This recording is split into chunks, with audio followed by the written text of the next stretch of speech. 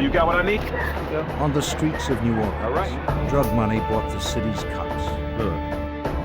Officers became the strong arm of drug lords, brutalizing anyone who dared speak out. Jim!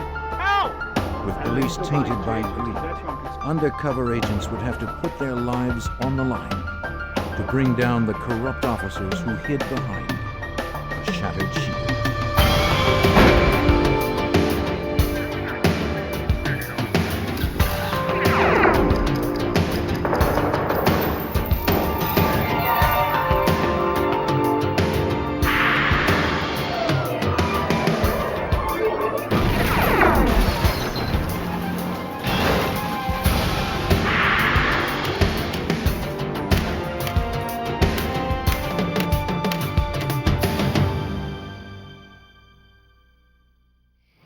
In a city awash in narcotics, the drug lords have all the power, even over the police.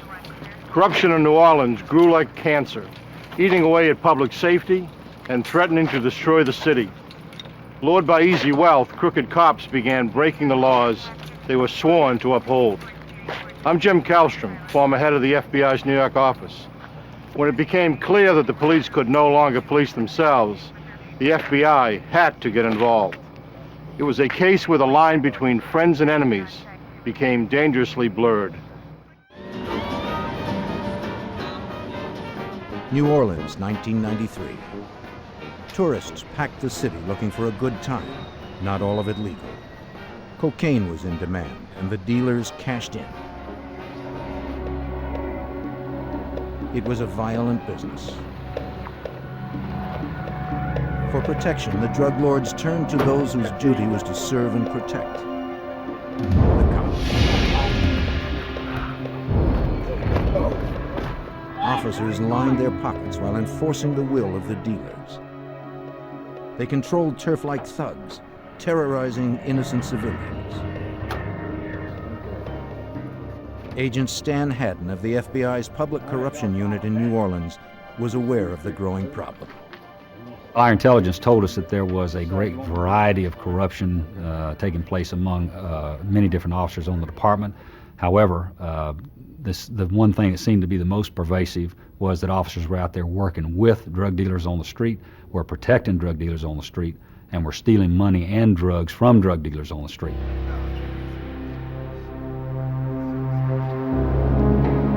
One such drug dealer was Terry Adams, known on the streets as Scaboo.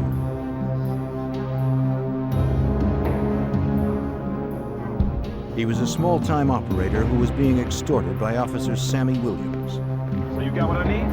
Come on now, give me what I need. But this time, the protection money Scaboo paid Williams wasn't enough. On Christmas Eve, the officer demanded that Scaboo pay him $10,000 cash by 6 p.m.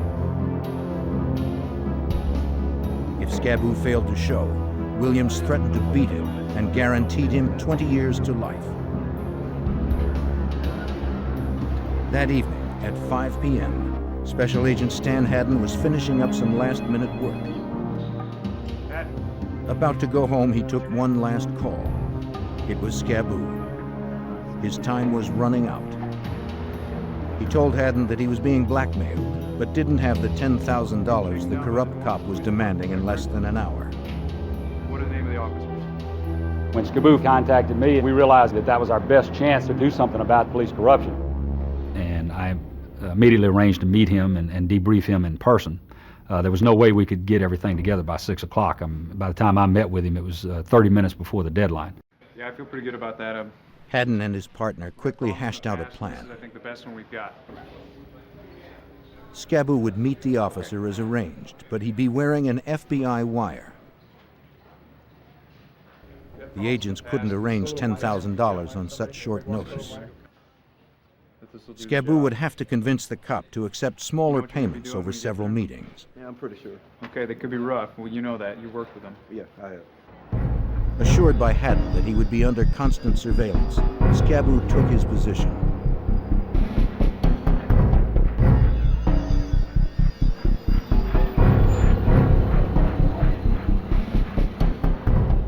Officer Sammy Williams was still on duty when he arrived with a prisoner cuffed in the back seat of his cruiser.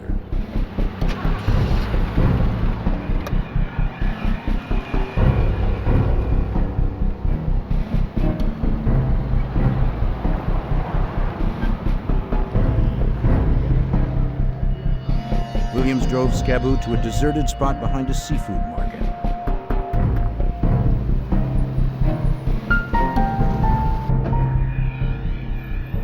He ordered him to throw the $10,000 into the trunk. Scaboo told Williams he only had $3,000 now, but would pay the rest later. If the cop arrested Scaboo, he'd never get his payoff. Agents hoped Williams would agree to meet him again for more of the money. He did, and the FBI had it all on tape. Hadn't believed this one incident could lay the groundwork for exposing more corruption in the New Orleans Police Department. Our main objective was to try and create a strategy that would enable us to prosecute as many bad officers as we possibly could.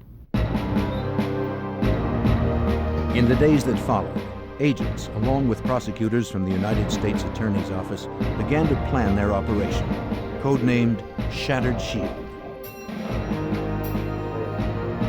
Assistant U.S. Attorney Al Winters would advise agents every step of the way on what would be needed to convict the dirty cops.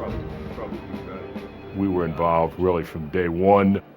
We met with the case agents on numerous occasions and discussed exactly what we were interested in being developed as far as evidence in the case. As with most corruption cases, the FBI's strongest evidence would likely come from wiretaps. According to Special Agent Karen Jenkins, an FBI wiretap specialist, securing them isn't easy. Title III is a court-authorized intercept or wiretap.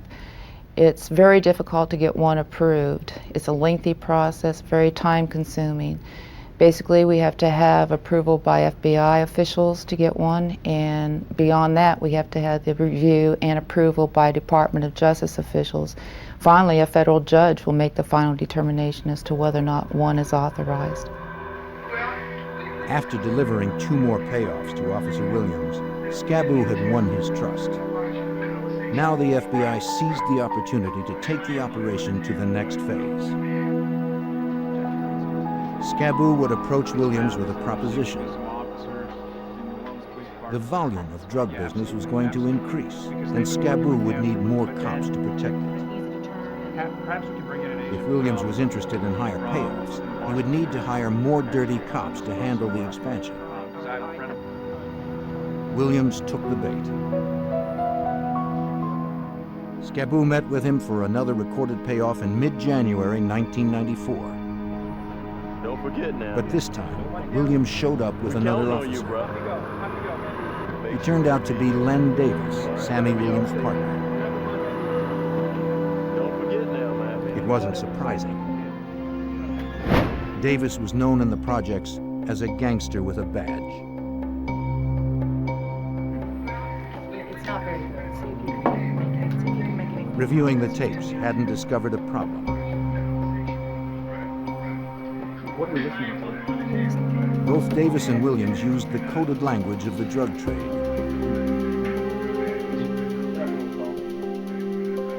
To make charges stick, the FBI had to record the officers using language that a jury would understand.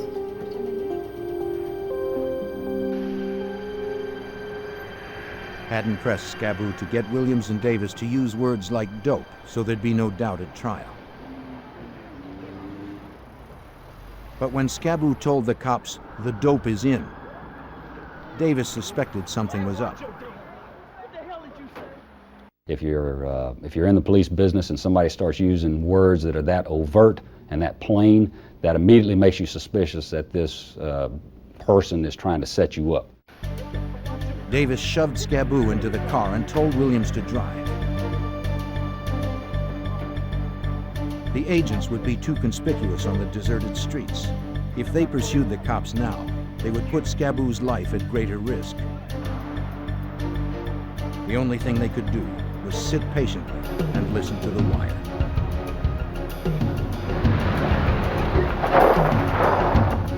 When the car came to a stop, Davis's rage ignited.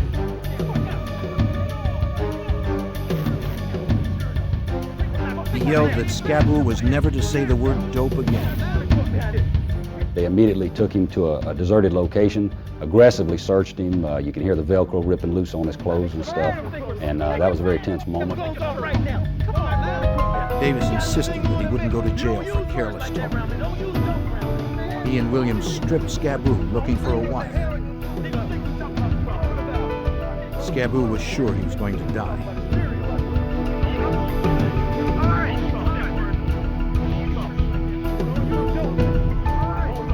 Miraculously, they never found him.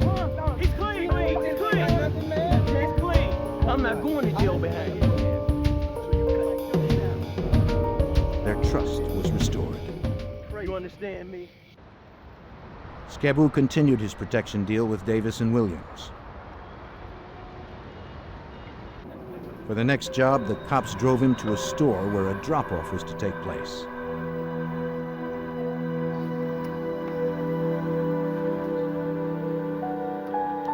Inside, Scaboo checked a bag at the counter. He passed the ticket to an agent posing as a buyer, who then retrieved the bag. Williams and Davis watched as each transaction went down. They were promised $1,000 for every kilo of cocaine they protected. For them, the deals meant easy money.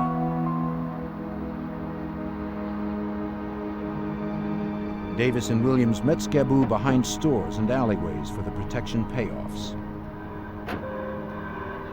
The FBI recorded every word.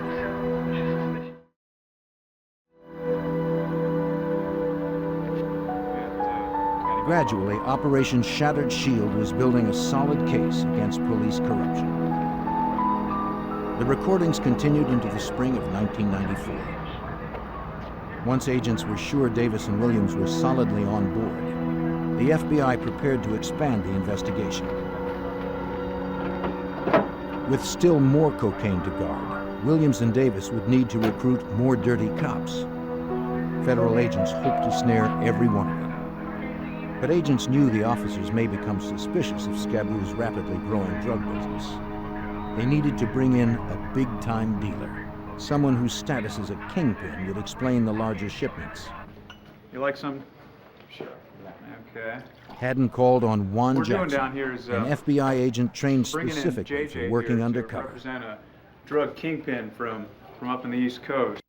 At that time, I was in New York City, and I'd been contacted to come down to just be interviewed and go over the actual case. A lot of times, they'll be looking for a certain person, height, weight, color, or whatever, to infiltrate or get into a certain group. Known as JJ, the agent would act as Scaboo's cocaine supplier, proposing to use New Orleans as a hub to store and distribute his product nationwide. I was a high-level drug dealer. I played that role, and I had ties where my operation was in both Miami and in New York City. With the arrival of JJ, Shattered Shield was about to grow from a minor drug business to a booming enterprise. Jackson was one of the FBI's best undercover agents. He was smart and experienced.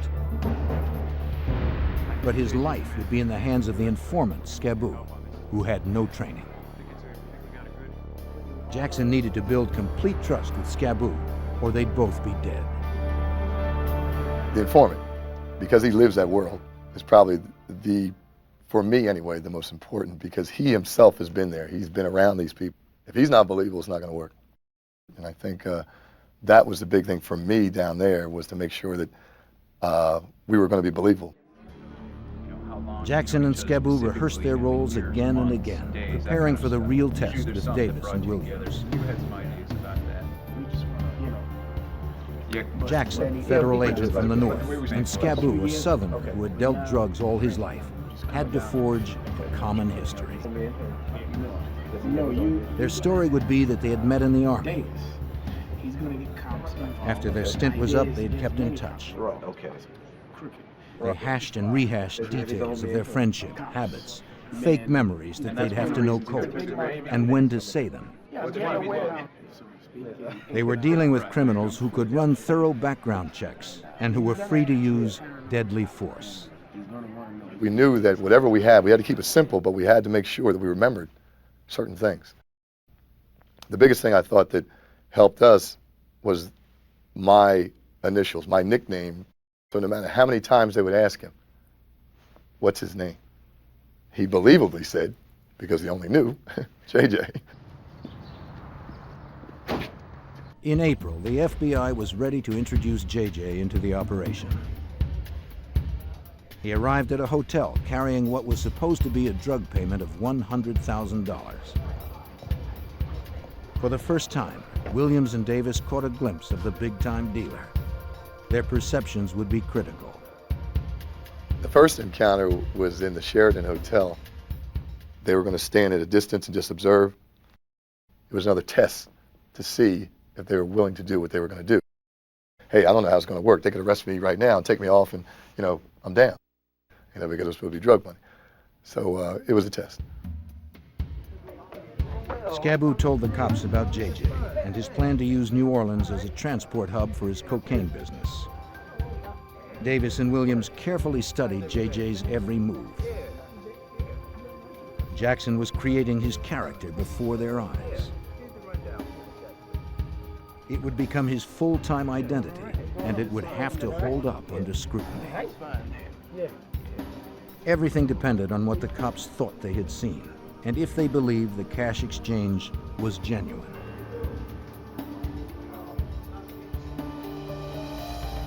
The plan worked. The cops were convinced that JJ was the real deal.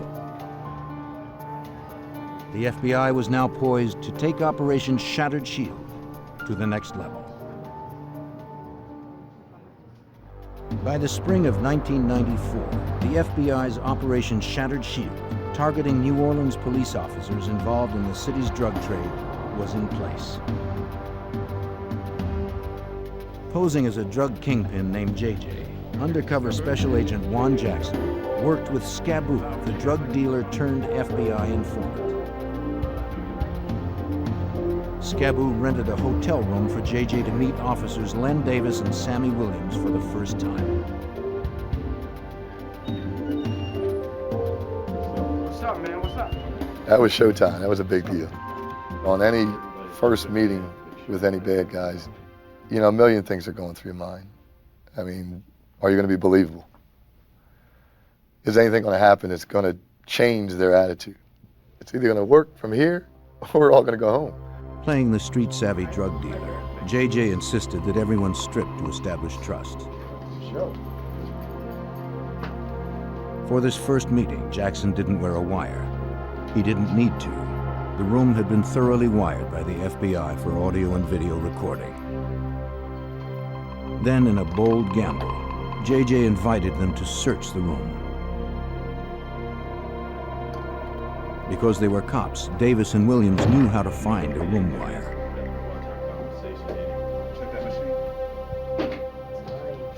But JJ bet his life on the FBI's technicians. The cops never found the wires.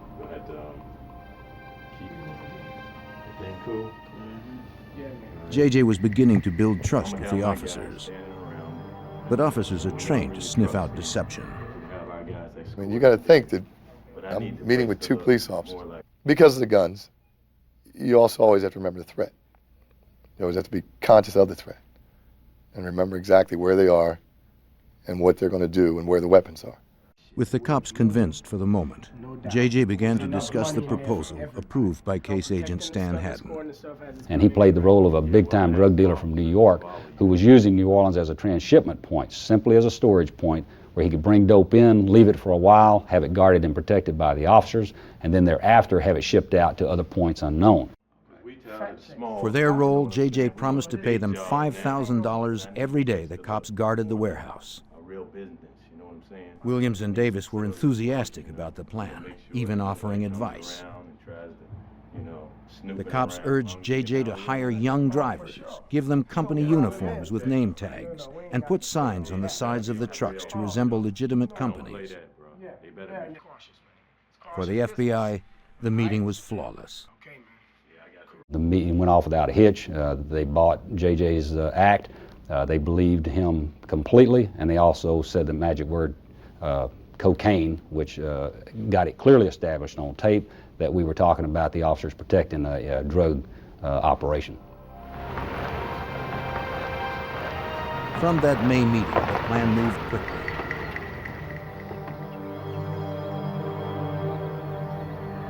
The FBI found a warehouse that met their needs, far from public view and rival drug dealers. JJ and Scaboo met Davis and Williams for a walkthrough. JJ and Scaboo would meet with Len Davis and Sammy Williams at the warehouse for what we call the pre-deal meet. There at that meeting, they would discuss when the dope was coming in, how long it was going to stay in town, and how much money JJ was going to pay for the officers to guard the dope.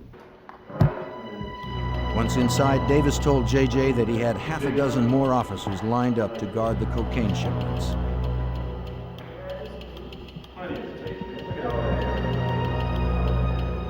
They would work in 10-hour shifts.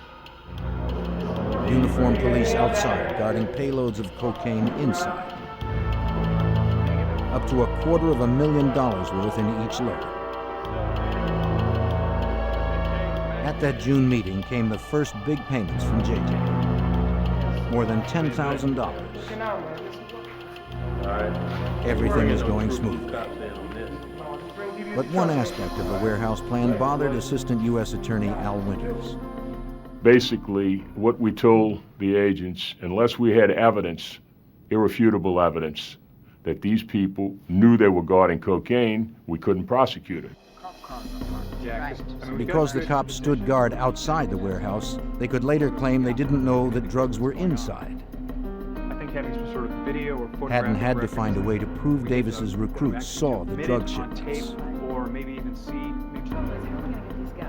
His team mulled over ways to bring the drugs into plain view We of need the them cops. to implicate themselves. Here, I'll take those. The officers would have to be recorded seeing and discussing the shipment. Shipments were delivered to the warehouse one weekend every month according to schedule.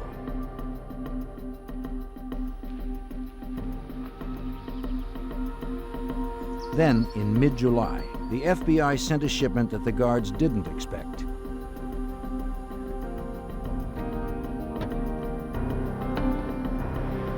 With one load already in the warehouse, an FBI agent dressed as a courier brought another shipment. The driver shocked the guard cops by unloading the cocaine in plain sight. This was too overt for Len Davis's crew. They didn't want to see drugs at all. They didn't want the vehicles outside the warehouse unloading drugs and stuff where the officers could actually see it. Quickly, get down here. The cops called Sammy Williams on a cell phone JJ had given him. Williams called JJ, and JJ and Scaboo raced to the warehouse.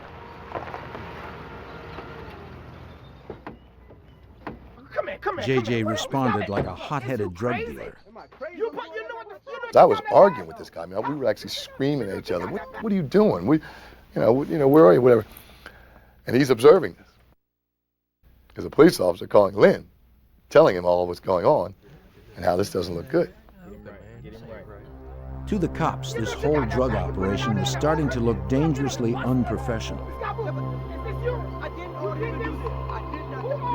Concerned, the driver made another call.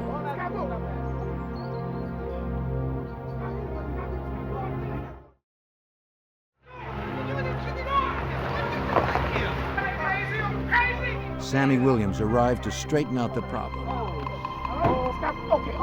See what I gotta deal with? Leave it. I got it. See what I got 5 minutes. JJ explained it was the driver's screw. He asked that the cops escort the van to the city limits right away.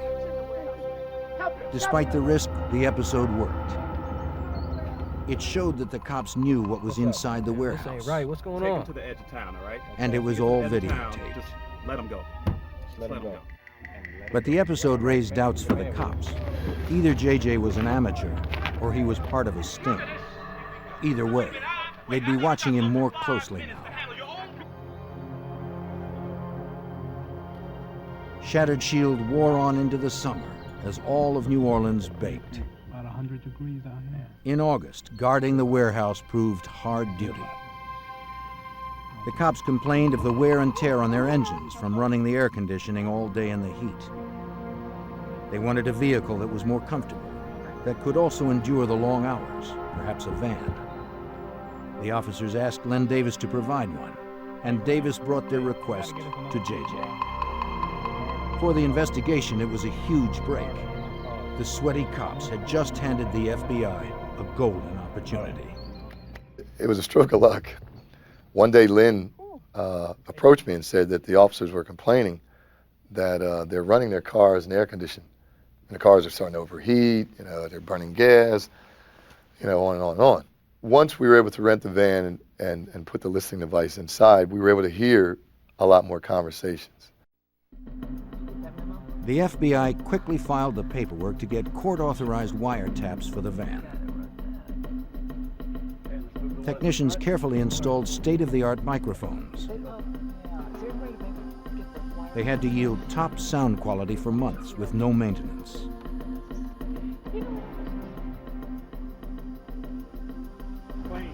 The van was a perfect Trojan horse for getting inside information. I picked this out myself. The shiny new van made the officers suspicious. They wondered if anyone could have tampered with it. It ain't nothing wrong with it. They wanted to know exactly where Davis had gotten the vehicle. I've never seen this vehicle before. Because JJ had so completely won Davis's trust, Davis told the cops that he himself had rented the van. Is it all right? He vouched for it. It's okay. That calmed their fears. I picked it out myself. What do you think, man? Len Davis didn't want anyone upsetting his flow of payments. I picked it The out FBI would soon learn just how ruthlessly Davis guarded his interests. After 3 months of Shattered Shield, more and more New Orleans cops came under the FBI's investigation. Len Davis and undercover agent JJ met often to discuss drug shipments and payoffs for police protection. Davis made frequent threats. They'll tell you, we run this city. We do whatever we want to do. They let me know that very many times. If they feel like they want to shut it down, they'll shut it down. But Davis liked the money. JJ knew that as long as the money flowed, he would never shut the operation down. Davis called the shots for the other officers. He recruited and set the schedules using his cell phone. But he complained about his bill. So JJ offered Davis a new cell phone, free of charge. It was one more way the FBI could record the cops' knowing involvement in drug trafficking. The wires the FBI had planted in the warehouse van were paying off. One night, 2 guards on the graveyard shift brought prostitutes to the van. The wires picked up everything, even the cops' sexual indiscretions. When Jenkins heard this, she immediately phoned JJ. The situation was a chance to catch the cops off balance. JJ called Davis to complain and to see what they'd get on tape. He told Davis he had checked out the warehouse and found that the cops weren't protecting it. JJ wasn't paying cops to have sex. He ordered Davis to straighten things out. Davis arrived in a fury. His henchmen were threatening to ruin his whole operation. Lynn was upset. Lynn was a businessman through and through. Lynn wanted it to work exactly one way. And he was really upset that I was upset. And he got up. He came out there and just kicked everybody out. You got a problem, man. JJ's call brought Davis down on him hard that night. But the episode triggered deep suspicions among the dirty cops. They now felt sure that JJ was the problem and believed they could run the operation better themselves. They discussed ways to kill JJ. Their plans alarmed Agent Karen Jenkins. When I heard those conversations where they were threatening to do harm to our undercover agent, it sent a chill down my spine. It scared me. Before I came to New Orleans, I had worked with JJ in another office, so I knew him personally, and I was very concerned. Despite the threats to his life, JJ was resolute, keeping the cops engaged with plans to further expand the operation. He promised Davis that the largest shipment would arrive before Christmas. After that, he would move the deliveries to another part of the city. So that's what the phone I'm talking about. You with that? All the time, JJ had to draw out more evidence on tape without making Davis suspicious. He was very careful. He watched everything.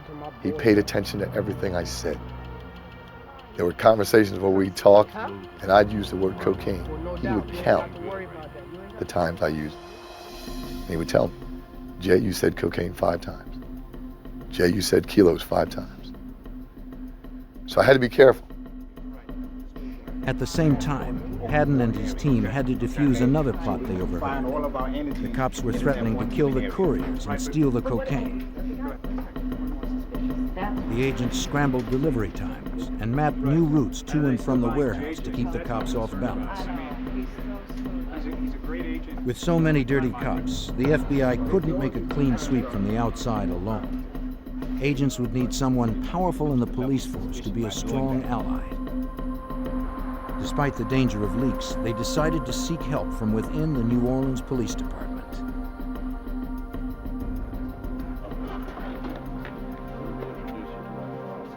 October 1994 brought fresh changes to New Orleans and a new police chief, Richard Pennington.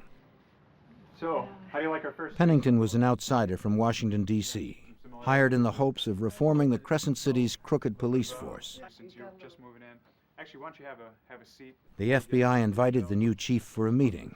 News is not all good, fortunately. Then Haddon introduced JJ. He informed Pennington that Operation Shattered Shield was uncovering corruption deep in the force that he was about to head. His cooperation would be critical for the success of Operation Shattered Shield. On the streets of New Orleans, Davis and Williams were still on active duty, cruising their territory. Len Davis had a long list of public complaints against him. During their rounds one night that October, Davis and Sammy Williams patrolled the Desire housing project. Seeing the pair of cops approach, 2 youths took flight. Williams chased one teenager down, bludgeoned him, and left him bleeding in the street. At that moment, Kim Groves, the victim's aunt, decided that police had terrorized their neighborhood long enough. Who's gonna pay the bill? The next day, Groves, a 32-year-old mother of 3, filed a complaint against Len Davis and his partner. She cited the pair for police violence. An officer alerted Davis about the complaint. Do you want to know his name? Officer Davis, do you know him? Yeah, this is definitely Assistant U.S. Attorney Mike McMahon saw the report. She reported not only Sammy Williams, who did the actual brutality, but Len Davis as well, who had nothing to do with that pistol whipping. And at that point, Len Davis became enraged. For Davis, Groves' complaint came at the worst possible time. It would bring unwanted attention just as the new police chief was coming on board. I know what I'm gonna do. I'm gonna get her. Len Davis vowed to get revenge. The same day that Kim Groves filed her complaint, Richard Pennington was sworn in as New Orleans' new chief of police. That marked the start of Shattered Shield's final phase, the shift from an FBI effort to a partnership with a city desperate to clean house. That very night, Agent Jenkins recorded several conversations that would show just how rotten some of the city's men in blue had become. The first call was cryptic. Hours after Pennington was sworn in, Len Davis made a call on his cell phone.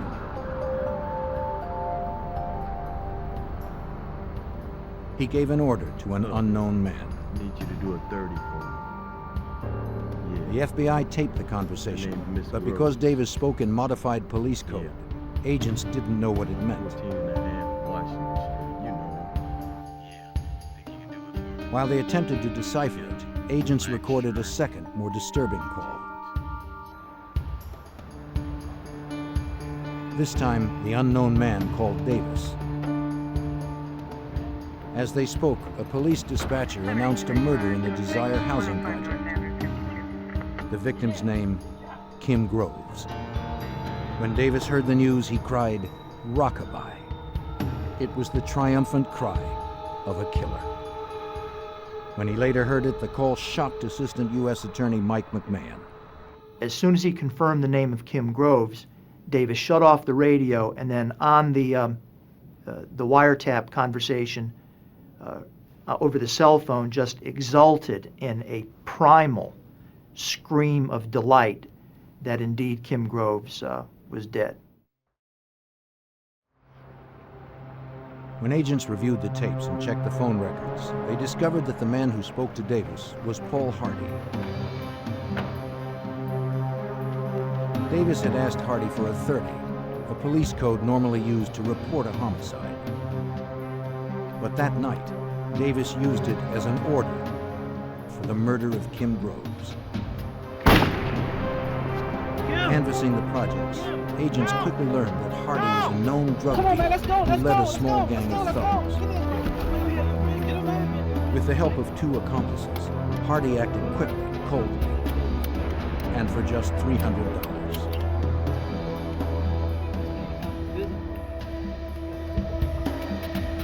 As he sped away over a bridge, Hardy threw the barrel of the gun into the canal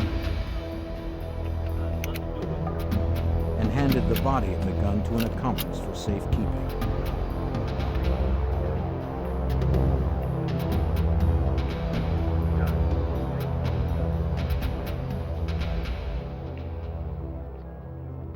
What's up, man? When the FBI realized Davis's role in the murder, agents grew more concerned for JJ's safety. JJ met with Davis soon afterward. He looked carefully for signs that Davis was anxious or upset. Yeah, what's up, He saw man? none. The murder of Kim Groves seemed to have relaxed Davis. Yeah. Look, let me call you back later, JJ all right? still had to play his part, the role of a drug lord. Though uneasy, he was careful not to talk about the murder. I appreciate it. Thanks a lot. I wanted to ask a lot of questions about it. I couldn't. The only thing I'd ask him was, is there anything different happening since the last time I was here? He said no. And we went on just like nothing ever happened. Is he a cold-blooded killer? That could probably do you in a minute? Yeah. Having seen what Davis and his cops could do, JJ had every reason to believe that he could be next. He was unaware that they were already planning ways to kill him. Days after Len Davis ordered the murder of Kim Groves, the FBI learned of more threats by Davis's men. A New Orleans police officer assisting in Operation Shattered Shield received an anonymous threat. It came with Kim Groves' obituary. The message was clear. Death would come to those who talked. That day, Stan Haddon learned of still more threats against JJ and the other agents. Agent Jenkins had recorded 5 cops at the warehouse plotting to kill the couriers and JJ. Oh, yeah. Then they would steal the cocaine and sell it themselves. Haddon had no choice. The FBI had to wrap up the operation before it was too late. Well, once we realized that the lives of our undercover agents were at serious risk, then we had to react to it. We had to do something. The FBI needed to move up their plans for the big shipment JJ had promised to Davis. A cocaine shipment so large that it would require a half dozen more cops to guard it. But Haddon needed a location unfamiliar to the cops, a place where the FBI could mobilize quickly. He and his team scouted the Mardi Gras truck stop on Elysian Fields Avenue. The spot had good highway access. It also posed little risk to the public in the event of a shootout. The cocaine would arrive on an 18-wheeler, then be loaded into cars and escorted by the cops out of the city. Every detail had to be mapped out. The plan would require the coordination of 85 agents positioned strategically along the routes. When Davis put out the word about a huge November 18th shipment, he enticed new recruits.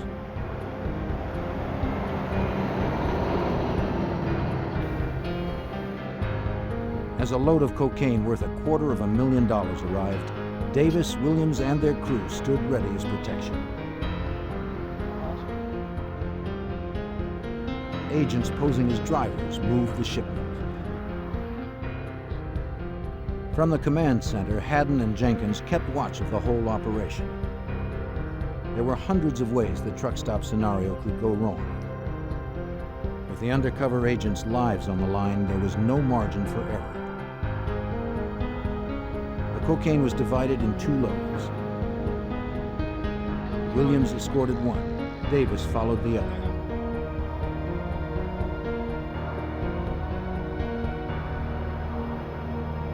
They shepherded the couriers to the edge of town, shielding them from other drug gangs and from the law. To make it easier for our surveillance, we had one of the courier cars go to the east and one go to the west because we had 2 complete surveillance teams operating simultaneously, and we didn't want the 2 to get crossed up with each other. The operation went off without a hitch. 6 additional cops were videotaped in the act of drug trafficking. The FBI was about to enter the last phase of Shattered Shield, arresting the corrupt cops who would kill anyone who opposed them.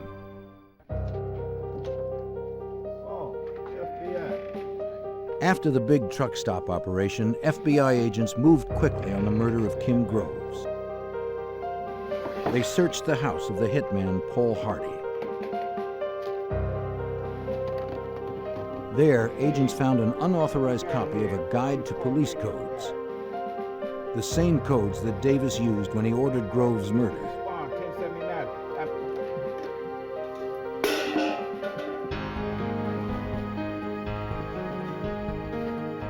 Another search at the home of one of Hardy's accomplices turned up the murder weapon, a 9mm handgun. The 2 investigations, Shattered Shield and the murder, were closing at the same time.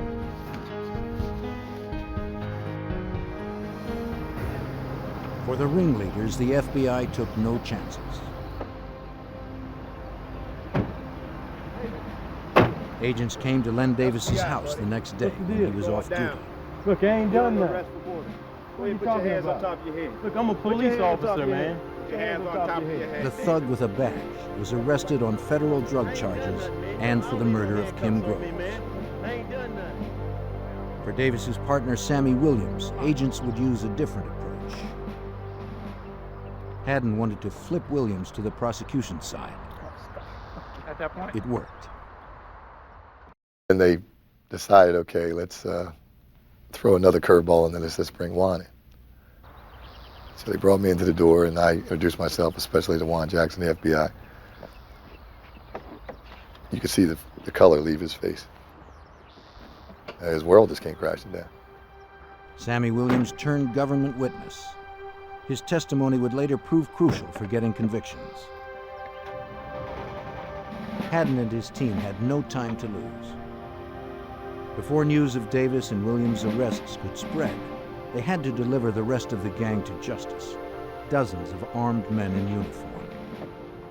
The strategy we were to employ was to arrest Len Davis on December the 5th. And then on December the 6th, we had all of these officers appear before a federal grand jury. And then on December 7th, the grand jury ordered all these officers to come to the FBI office to give handwriting exemplars.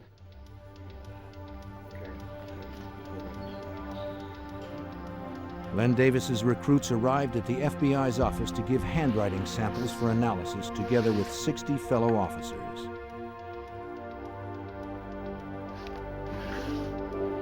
Since the drug ring involved no written records, and so many officers provided writing samples, the crooked cops suspected nothing. Like the others before it, the FBI's ruse worked.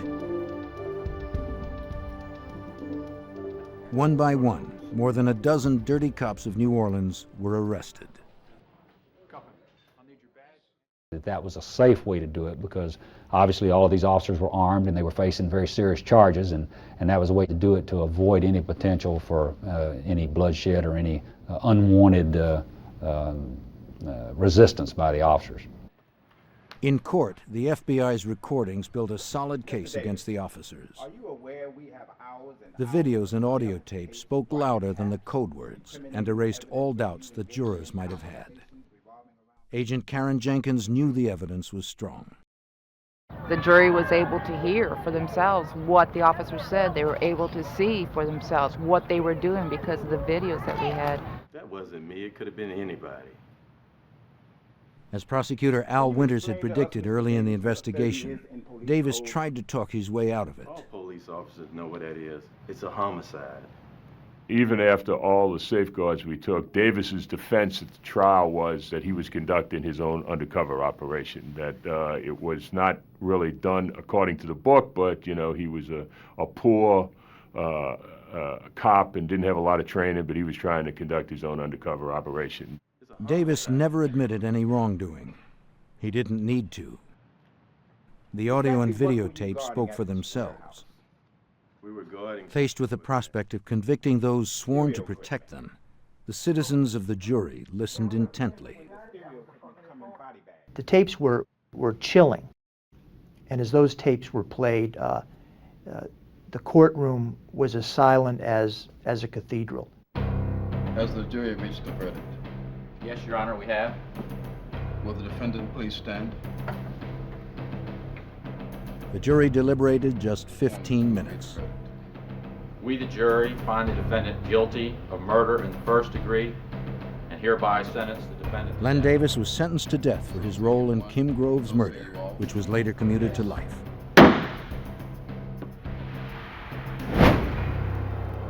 In two other trials, Davis and his co-conspirators received 18 convictions for drug trafficking. 15 officers were headed for prison.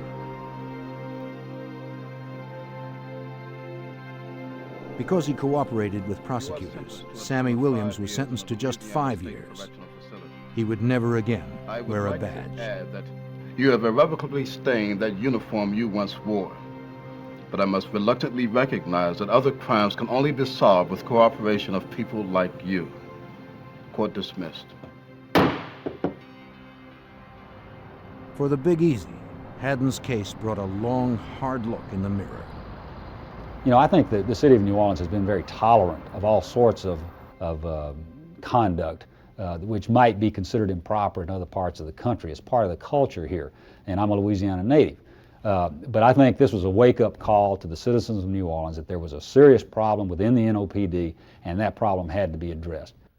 You know, you take an oath, and I think that when you do that, there's no excuse for anything else. I think we helped. I think that now their focus is different. I think hiring, I think pay scale, I think everything about what the New Orleans Police Department is about is different. Under Chief Pennington, the New Orleans Police Department revamped its practices and fired more rogue cops. The Big Easy had cleaned house. The department and the FBI continue to work together to bring justice to the city's streets.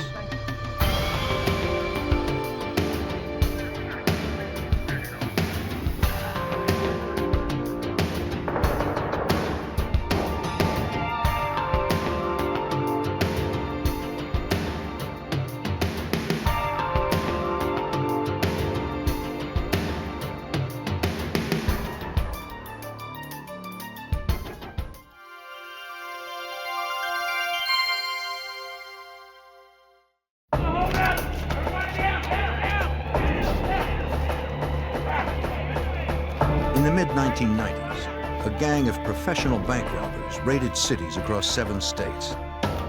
Disguises and speed protected their identity from cameras and the police. They stole hundreds of thousands of dollars, always leaving a bomb to terrorize their victims. With no leads and little evidence, the FBI had to find the bandits before someone got killed.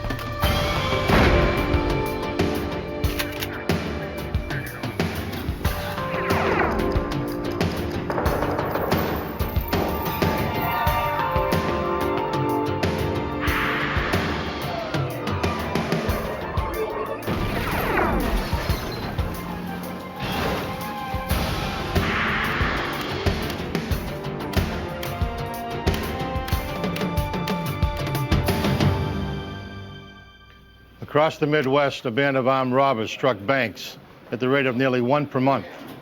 They attacked with lightning precision and lethal force. They were in and out in 5 minutes. I'm Jim Kallstrom, former head of the FBI's New York office. The stakes were raised when the FBI discovered the robbers had an agenda beyond personal wealth. To stop these violent extremists, the FBI need to capture their terrorist leaders.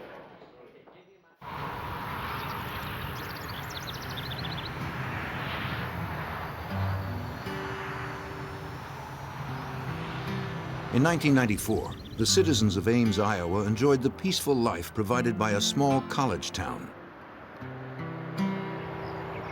Many newcomers had moved to Ames because of the area's low crime rate. On January 25th at 10:30 in the morning, 2 men entered a bank in town. All right, this is a robbery! Everybody down on the floor! Down, down, down on the ground! Down, get on the floor! They wore ski masks and held semi-automatic pistols. They ordered everyone to the floor. The teller managed to set off a silent alarm without being seen. The FBI office in nearby Des Moines was alerted to the robbery in progress. The agency had primary investigative jurisdiction in crimes involving federally insured money.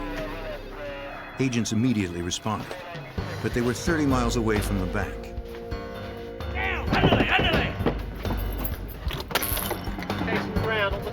The bandits quickly emptied the cash drawers.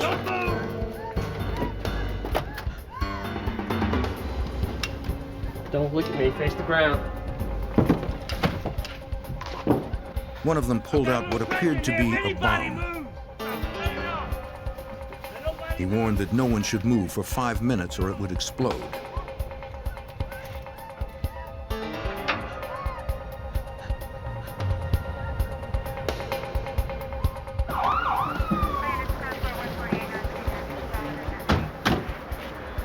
The employees and customers evacuated as soon as they could.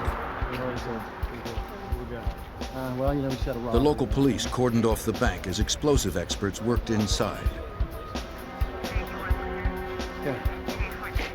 The bomb proved to be a diversion. 2 road flares bound with duct tape. The employees described how one of the gunmen leaped over the counter to grab the money. They grabbed thousands in cash and were in and out of the bank in less than 5 minutes.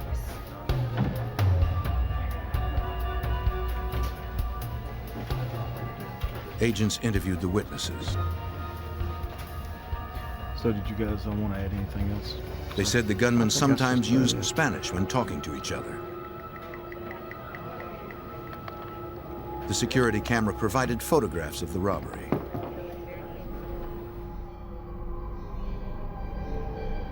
Ski masks effectively hid the faces of the assailants.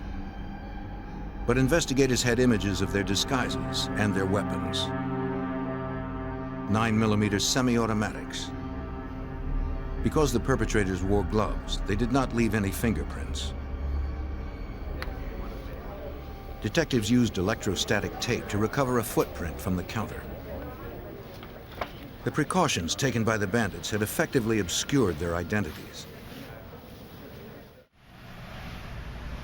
Special Agent Ken Moore of the Des Moines, Iowa FBI field office was immediately concerned that they were dealing with dangerous professionals.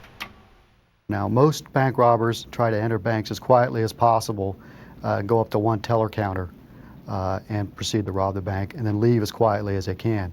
These individuals came in very violently, fast. Agent Moore wanted to apprehend the suspects as quickly as he could.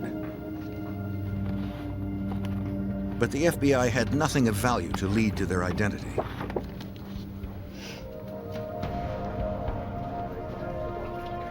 Several weeks later, a communique came into the Des Moines office. It alerted area FBI of a February 15th bank robbery in Davenport, Iowa. Agents contacted the Davenport office to see if the incident might be related. Hello? Yes, well, I think we will. The agent described two gunmen wearing ski masks and black overcoats that had invaded a Davenport bank. The thieves used the same Spanish phrases as the Des Moines bandits. They also hopped over the counter to empty the cash drawers. There was one significant difference. This time, the bandits left a real explosive, a pipe bomb instead of a fake. Fortunately, the detonator was missing.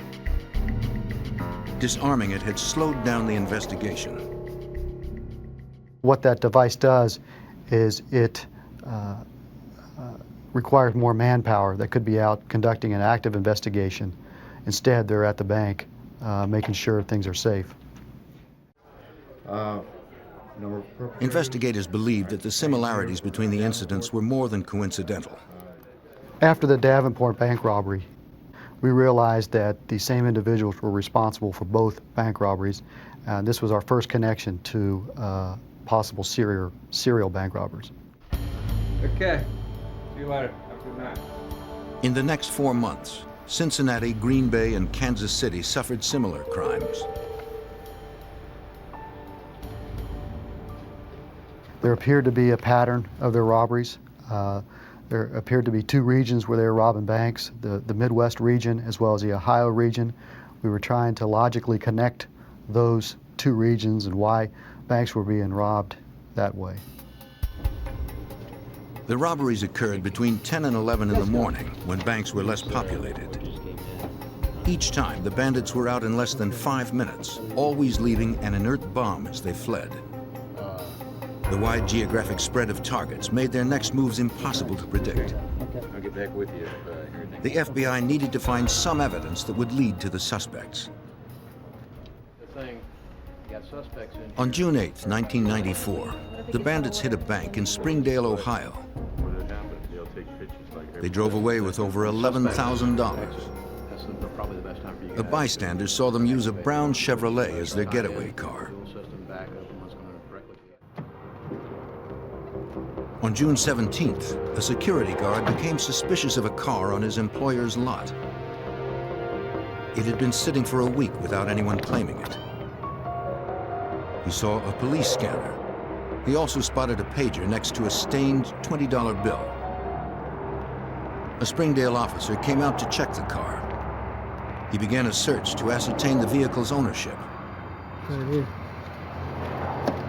He made an effort to force open the glove compartment.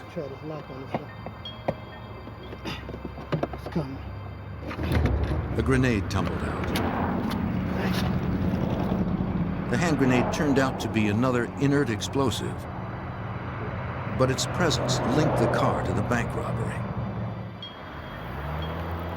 Agents used the car's serial numbers to track down the dealership where it had been sold. They talked to the salesman who had handled the deal. The sale had been made less than 2 weeks earlier, but he couldn't give a description of the buyer. The dead ends left investigators feeling the pressure. We were becoming frustrated because the escalation of violence seemed to have been increasing. They were more brazen, were brandishing firearms, scaring bank employees. They were scaring customers, leaving behind booby traps. So we were very frustrated and we were concerned. On December 27th, the bandits finished 1994 with their 12th robbery in as many months. They hit a bank outside St. Louis. This time, there were 4 gunmen. Now we were concerned over possible takeovers of banks, possible entry into the bank vault. With 4 people, there's a lot more they can do. Bystanders of the St. Louis robbery saw the bandits put on their ski masks before entering the building. A teller got a glimpse of one of them inside the bank. These witnesses helped FBI artists make composite sketches of the suspects. The FBI distributed the drawings to other agencies in the media. It was slightly curly. They hoped it might bring someone forward who might know something more. The television and news reports generated hundreds of calls into the FBI offices. Agents followed up on all credible tips, but none provided any lead value. The assailants communicated with the media as well. They sent letters and cartoons to newspapers. The correspondents ridiculed federal agents and their attempts to catch them. In one letter, the gang dubbed themselves the Midwestern Bank Bandits.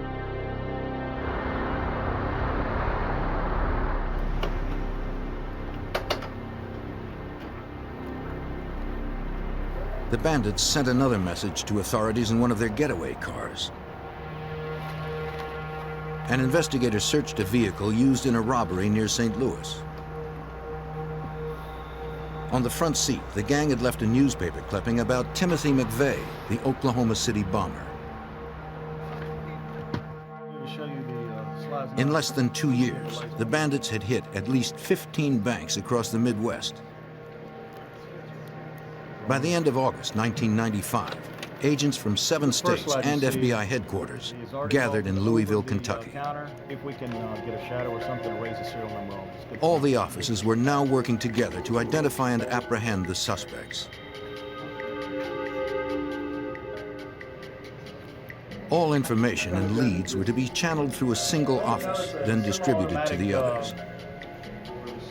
Right, we'll work on that. See if we can't raise the serial number or something off it. Special Agent Moore in Des Moines served as the point man. The meeting also resulted in all case agents going back to their office, reviewing all files to see if there's anything they may have missed or anything of lead value that might assist us in identifying the suspects. Supervisory Special Agent David Welker found a phone tip that came into his Cincinnati office after a June 1994 robbery. The informant had named 2 men as the leaders of the Midwestern Bank Bandits, Peter Langan and Richard Guthrie. We determined at the time that they had criminal backgrounds, that as we set out our leads, that they had been arrested in Georgia for the robbery of a Pizza Hut. And then we found also at the time that the U.S. Secret Service had looked at Langan as a result of threats made to the president. At the arrest, police seized semi-automatic guns and grenades, weapons similar to those used by the bank bandits. The suspects served a brief prison sentence before being released.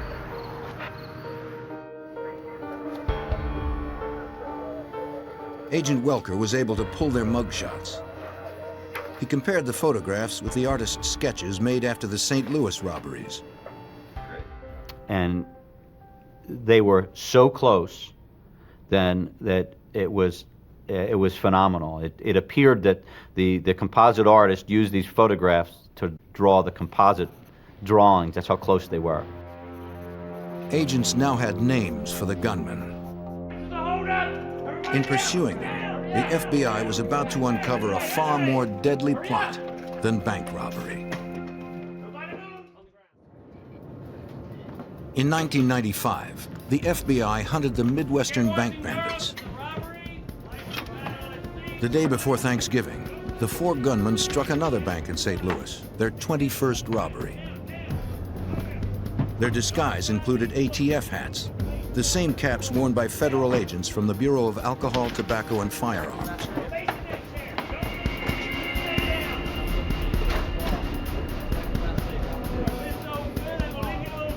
They also left their signature pipe bomb.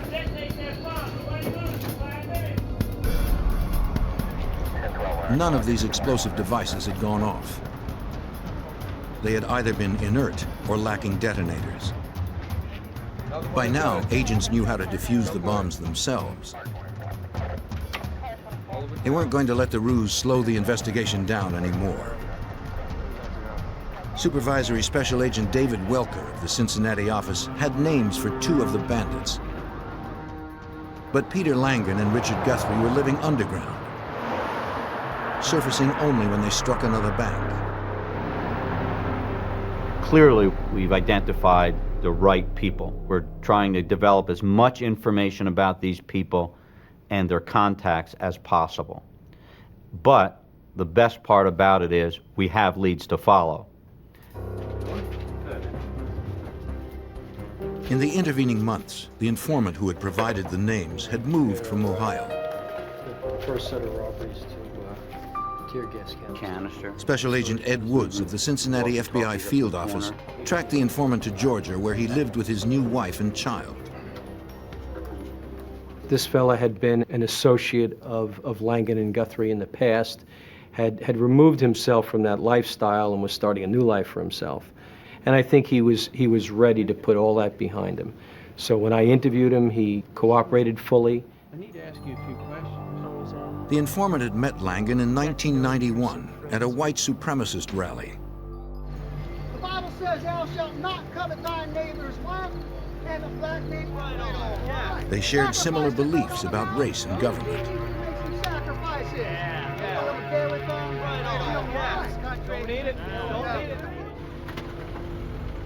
A year later, Langan proclaimed his intention to form the Aryan Republican Army.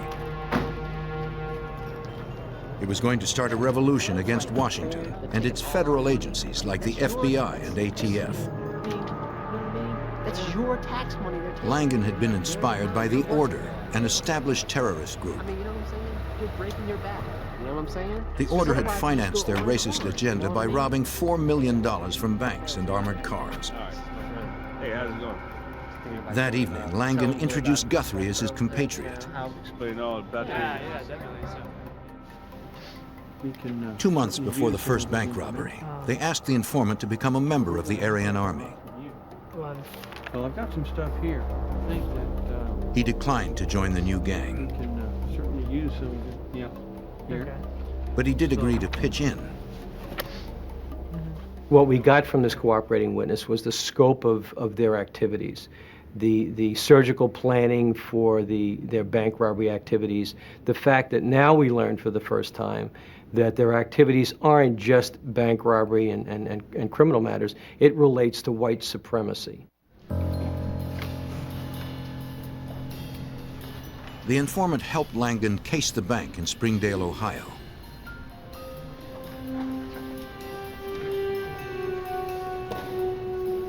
But before that June 1994 robbery, the informant had a change of heart and cut himself off from the bandits.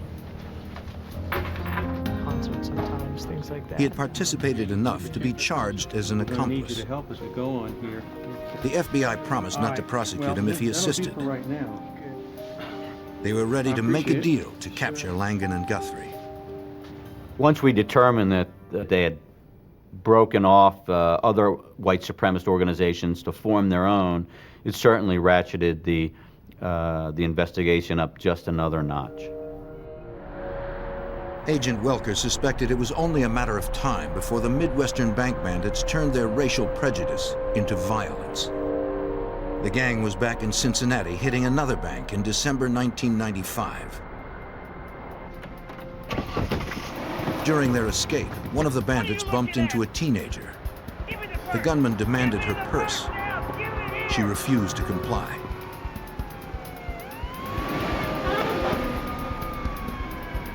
Only the sound of approaching sirens prevented the young woman from being seriously hurt. Betting that the bandits were still in the area, Agent Welker brought the informant to Cincinnati.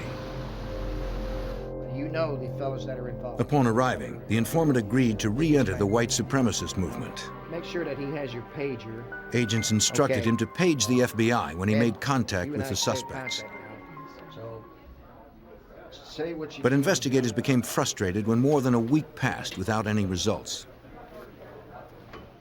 Since he's been here for a week and a half and has provided no information at all and has arranged no meeting, has virtually done nothing, I was more than skeptical as to what this cooperating witness could do for us.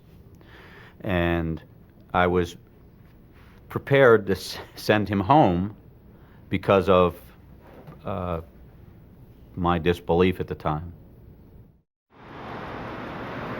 At 2:30 in the morning of January 17th, 1996, the informant paged the FBI. The call roused investigators from sleep to a secret meeting. The informant claimed to have found Guthrie.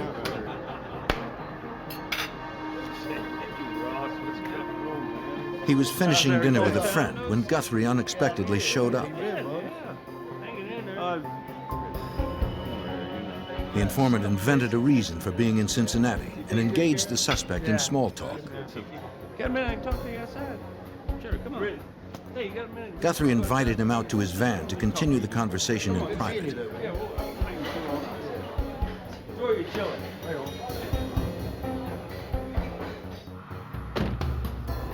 While they sat in the parking lot, the suspect asked his old friend to reconsider joining the gang. Some serious stuff there.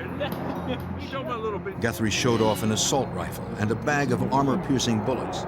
Yeah. The informant provided a partial license plate number and description of Guthrie's van.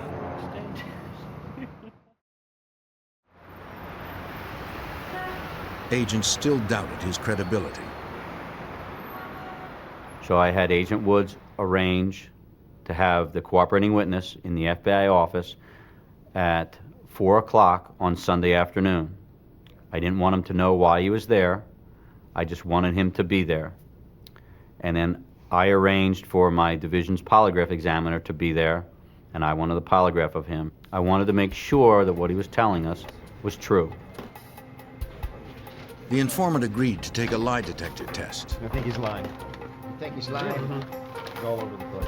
Give him a chance and he didn't tell The examiner determined that the young man had been deceptive in his answers during the test. I'm telling the truth. Listen. The piece of paper there, this polygraph doesn't lie. Listen, He insisted he was telling the truth. Make a quick phone call, please. Let me make one phone call. 1 second. I can prove it. I can give prove you it. one more phone chance. call. Yes, One come on. phone call. Make it a good one. To prove it, he placed a call to the friend with whom he had had dinner. Hey, what's going on, man? Good, man. Yeah. The speakerphone allowed the agents to hear everything. Hey, what happened with you and Guthrie, man? He took you out in the van. Yeah, Guthrie wants you in, man. Yeah. Without prompting, the Yeah, friend we did. We immediately spent some asked time about his together. time with Guthrie. So now we had to make a decision, and the decision is, do we believe the polygraph or do we believe the phone call? I think at the time, the decision we made was the right one. That is, we have to believe the phone call. It was an unprovoked response by the friend.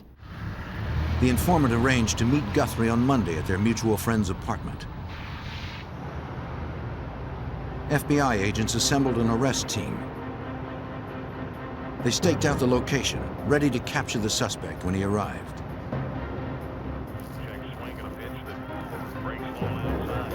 The informant waited inside the apartment. The friend did not know why the meeting had been arranged. Guthrie had promised to come sometime between 4 and 5 p.m. 5 o'clock came and went without the white supremacist arriving. The informant knew that more than his credibility was at stake. So was his cooperation agreement. If the FBI believed he had deceived them, they would turn him over to prosecutors for bank robbery. At 5:20, there was still no sign of Guthrie. It looked like the suspect would not show up. Outside, the arrest team grew impatient.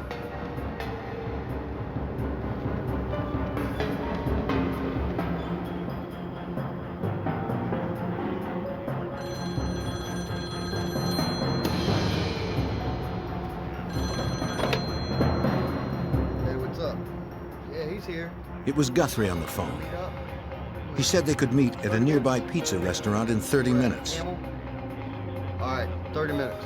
Campbell, you down? Yeah, yeah. The informant needed to get word to the arrest team. He told his buddy he was going out for cigarettes.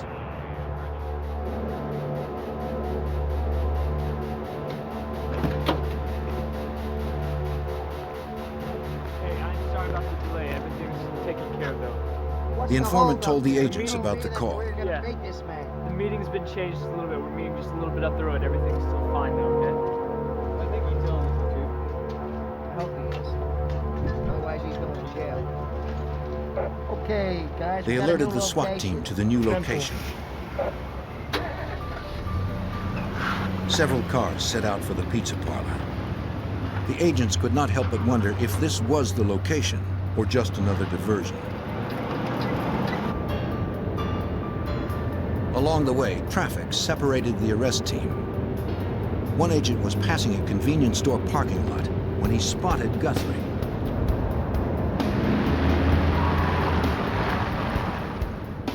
He turned around and radioed to the others that the suspect had been sighted. Guthrie got into his van and started driving.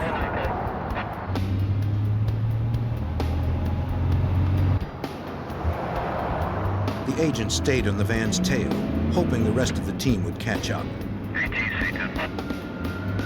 He was alone, following a suspect considered highly dangerous. But he was determined not to let Richard Guthrie get away. In January 1996, the FBI pursued Richard Guthrie. The suspect was wanted for 22 bank robberies. An agent separated from the arrest team had spotted the suspect at a Cincinnati parking lot and began tailing his van. He reported by radio his progress to the others. You got him in a cul-de-sac. Where are you? Guthrie noticed that he was being followed.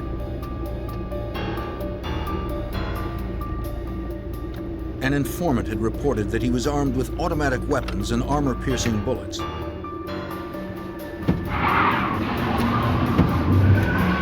The suspect tried to lose his tail.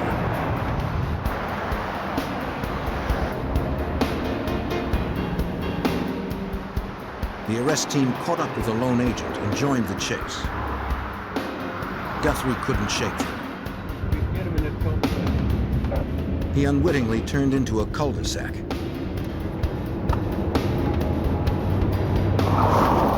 Trapped, he abandoned his van. Agent Ed Wood sprinted right behind. He caught up to the gunman. It was almost as if it was in slow motion where like you could almost read his mind, what he's thinking. He's thinking, I believe, is this it? Is this the last standoff of this white supremacist? And quite frankly, what I expected him to do was to turn and start firing. Guthrie came to a riverbank. He had no escape. Agents boxed him in.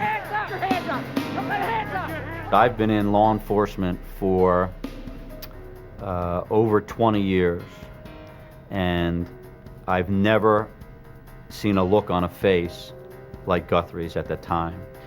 And Guthrie, as he was looking at us, he was deciding whether he wanted to die right then.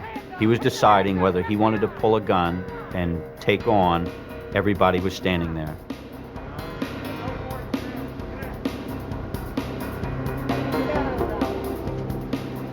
The suspect chose to live. He submitted to arrest. Catching him, it was a huge relief, and catching him to where there was no violence attached to the arrest was even a greater relief.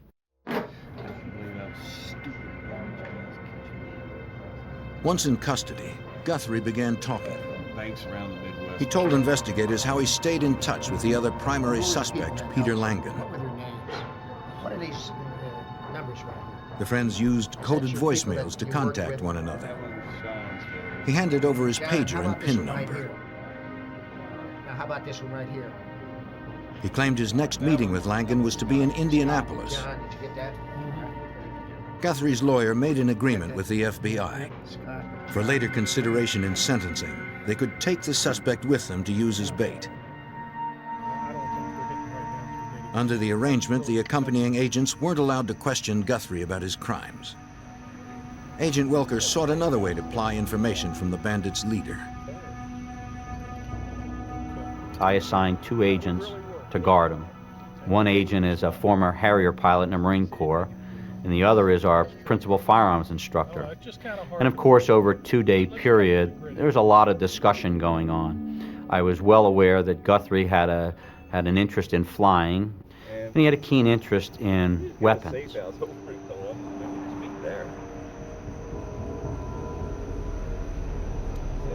During the trip, the agents engaged Guthrie in long conversations about common interests. The congenial strategy worked. The assailant warmed up to his accompanying agents and began volunteering information on the robberies. Guthrie admitted that he had lied to investigators. His rendezvous was really supposed to take place in Columbus, Ohio, not Indianapolis, where the investigators had taken him. 2709 Control. He gave them the address of a safe house. He told them Langan was heavily armed. He would not come out without a fight. An FBI arrest team assembled the next morning in Columbus. Langan's van was parked next to the duplex Guthrie had described. The plan was to wait until the suspect exited his home and got into his van. Then as he pulled out, FBI cars would box him in. This would contain him and prevent a vehicular pursuit. All escape avenues were blocked off.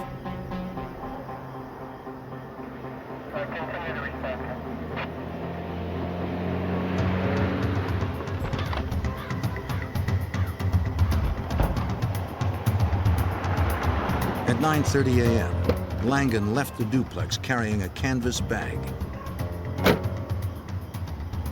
Agents suspected this held an assault weapon.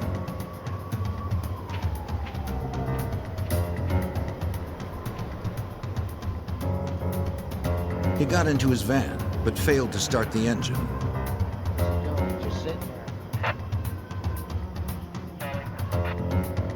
The arrest team waited for the word. Once he was observed getting into the van, the adrenaline for everyone there was flowing. Everyone knew something was going to happen. The suspect sat motionless. Agents didn't know if he was planning something. He seemed as if he anticipated the arrest.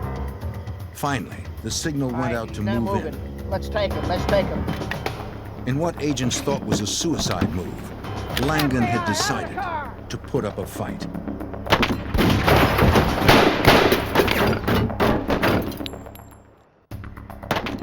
On January 18th, 1996, the suspected leader of 22 bank robberies decided to shoot it out with an FBI SWAT team. Supervisory Special Agent David Welker of the Cincinnati office led the arrest team.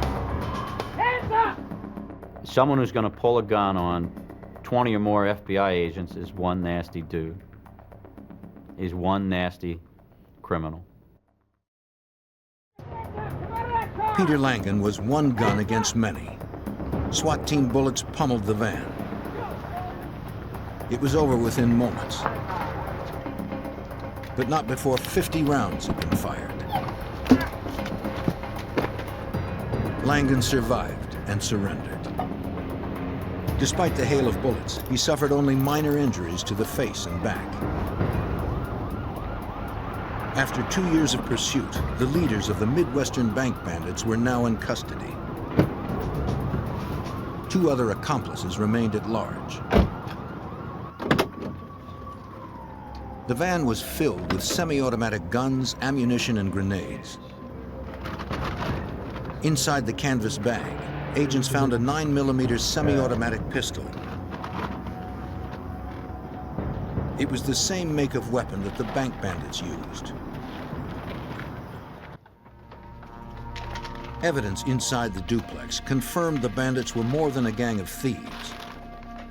The house contained an armory big enough to equip a small cadre of terrorists. Agents found ski masks, FBI hats, police uniforms, and false IDs from nearly every state of the Union.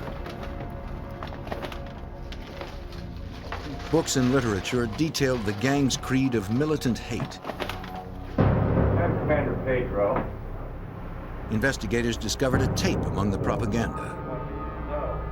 It targeted young white males for recruitment into the Aryan Republican Army.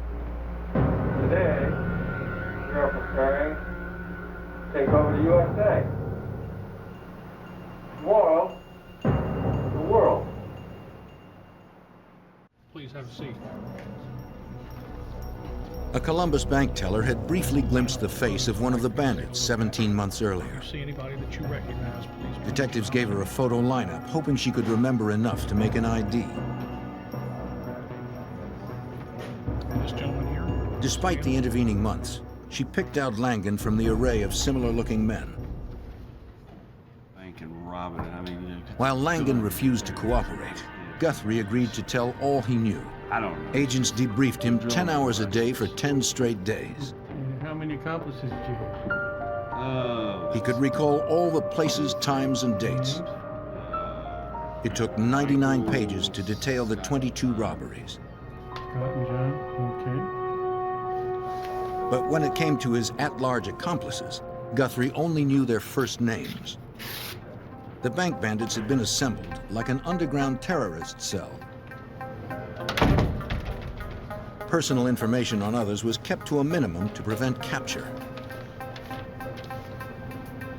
Guthrie could only offer that the man he knew only as Scott was involved in music.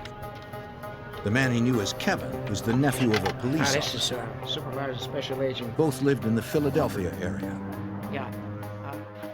The scant information was forwarded to Pennsylvania. Special Agent Joe Hendrickson of the Philadelphia FBI field office was initially overwhelmed by the request. There was no hope of finding these people with that information. I sat back and had a cup of coffee, and then I said, well, I'll go contact the Philadelphia Police Department. And there's a possibility that maybe their personnel records indicate nephews, but I was in much doubt that that type of record existed, because I know that in my outfit, I did not list nieces and nephews in my personnel file.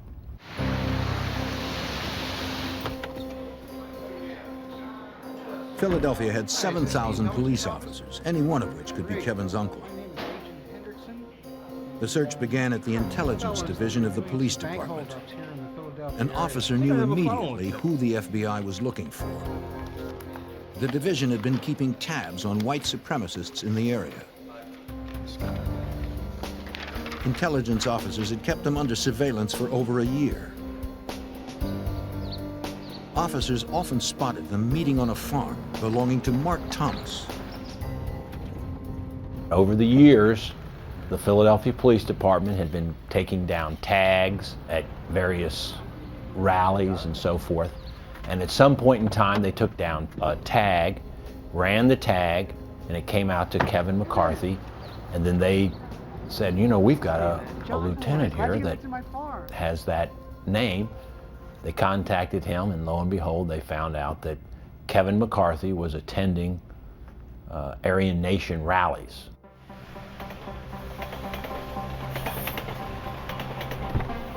Hendrickson put a surveillance squad on Kevin McCarthy. They observed him repeatedly visiting a recording studio in Philadelphia. Agents noted the license numbers of the cars outside the business. They ran the plates for all the people going in and out. One of the vehicles belonged to a man named Scott Stediford. He managed the studio and also played drums in McCarthy's band. From his amateur photo, Guthrie confirmed that this was the Scott he had worked with. Using that same photo, a witness also recognized Stediford as the getaway driver in the Des Moines robbery. An arrest warrant was sent to Philadelphia.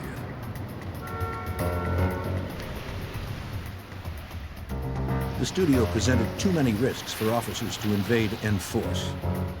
Agents could not be sure who was inside and what weapons might be hidden. They didn't want another shootout. I'm writing it for my mom, actually, and these are the lyrics I came up with. And Two undercover agents posed as father and daughter. The female agent asked Stediford about the cost of studio time. She claimed she wanted to record a song for her mother. Can you grab your guitar? As Stediford considered a quote, the undercover agents confirmed that he was alone and unarmed. Okay, turn around. Up. You're under arrest. Turn around. Hands behind The agents drew on him. They placed him under arrest. Nothing to do with that. The FBI did not have an arrest warrant for Kevin McCarthy. They feared that he would run once he heard about Stediford's capture. What we ended up doing was we brought his uncle, the Philadelphia police officer, with us.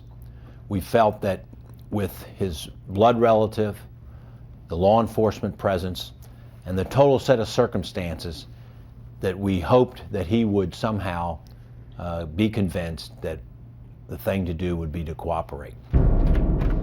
The uncle entered the basement bedroom. He disarmed his sleeping nephew. The agent woke the young man. Kevin? Special Agent FBI. Son? He began explaining that it was in McCarthy's best interest to cooperate with the FBI. Yes, okay. We kind of know what went on today. We know who Only was with. suspicion tied the young man to the crimes. Things are going to go a lot easier on you, all right? The agent needed a confession. You have something you want to give us? He showed McCarthy the 99-page admission made by Guthrie. And when he saw this report describing every bank robbery, what they did, where they went, he realized that we had all the information. He just didn't realize that we had no evidence. The young man was overwhelmed. He voluntarily turned over the weapon and clothing he used in the robberies. When he began to confess, his uncle stopped him and advised him to get a lawyer. With all the suspects now in custody, agents considered their investigation wrapped up. On July 3rd, 1996, Richard Guthrie pleaded guilty to 19 bank robberies. He agreed to testify against his accomplices. With his cooperation, prosecutors considered their case airtight.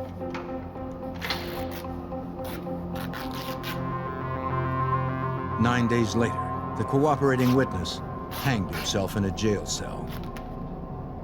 The suicide devastated the government's case. Now, that created a major problem for the prosecution because since Guthrie could no longer be cross-examined, his information couldn't be used directly against Langer. If the other bank bandits were going to be convicted, the FBI had to find someone else who could corroborate Guthrie's confession.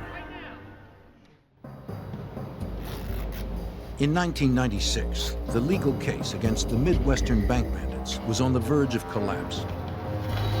The chief cooperating witness had killed himself. Without his testimony, the evidence against his captured co-defendants was slim. Special Agent Joe Hendrickson spearheaded the investigation in Philadelphia.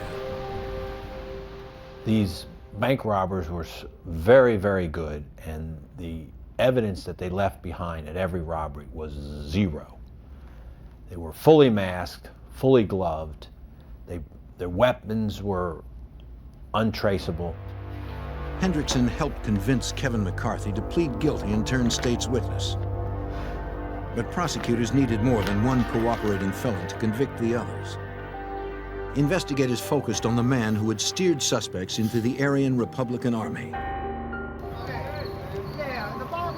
Mark Thomas had turned Scott Stediford and Kevin McCarthy into outlaws. Thomas edited a newsletter and webpage for white supremacists. His literature and videos had swayed many young men into racist and anti-government organizations. And we felt that even though he was not personally involved in these crimes, that he had caused these crimes to come about, and therefore he was responsible. And based on conspiracy laws, we felt that it was quite possible to go after him for conspiring to commit bank robbery. The FBI made weekly contact with Thomas at his Pennsylvania farm. They wanted to know about his activities, but more importantly, they wanted to keep pressure on him. 15 years. 15 years. You live here alone? No, I've had about enough of you guys coming over and messing with me. They made it clear that they suspected him and weren't going away.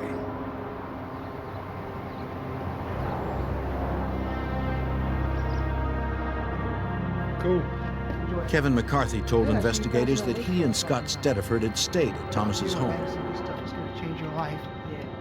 He acted like a father figure to them and warned them of the coming race war. He brought the young men to live in Elohim City, a white separatist compound in Oklahoma. During the summer of 1994, Thomas invited them to join the Aryan Republican Army. In mid-October, Scott Stediford agreed. He participated in his first bank robbery 2 weeks later.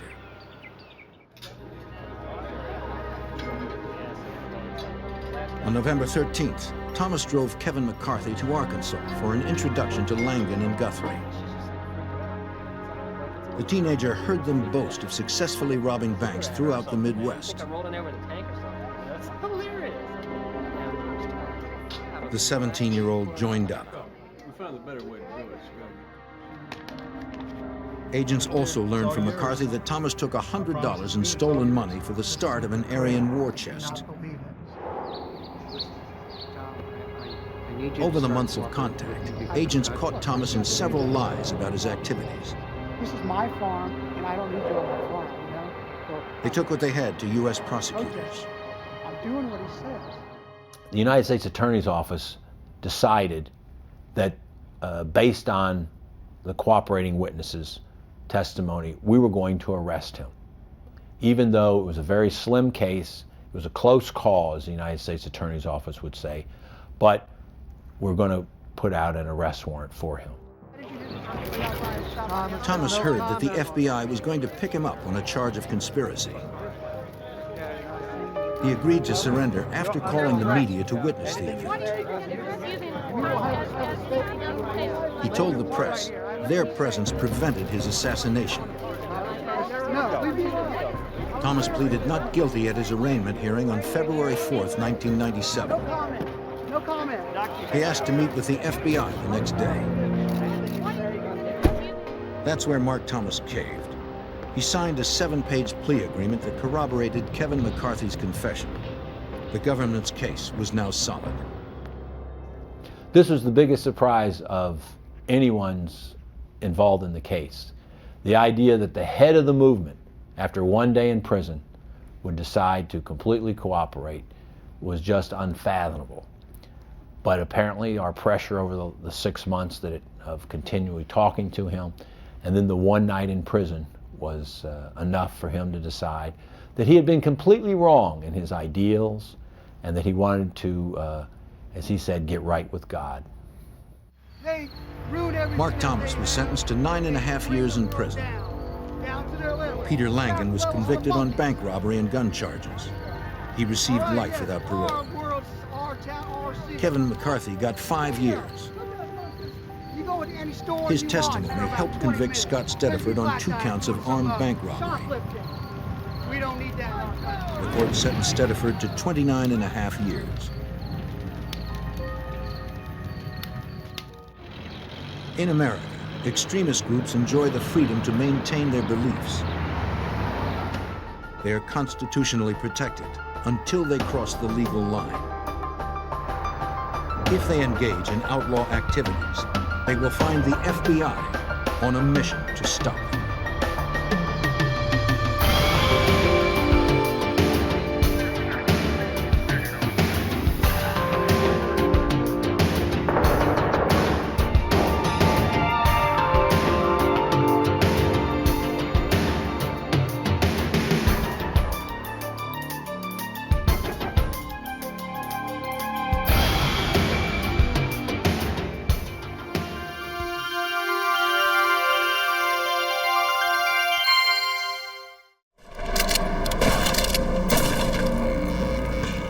ruthless grab for power tears a city apart. A crime family splits in two as the young and the old fight to the death. The FBI is caught in the middle as they infiltrate the syndicate in a desperate attempt to end the brutal war raging on the streets of Philadelphia.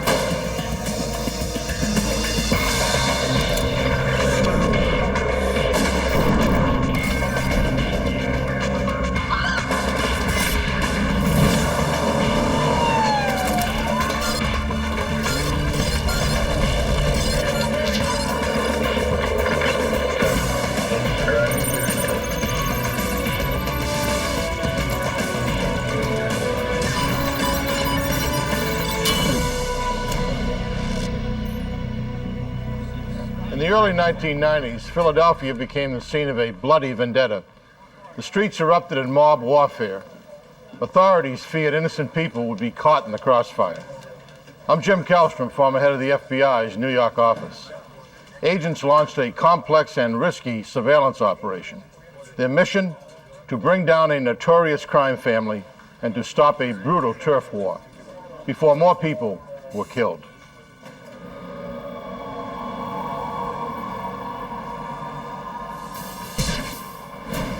(1990).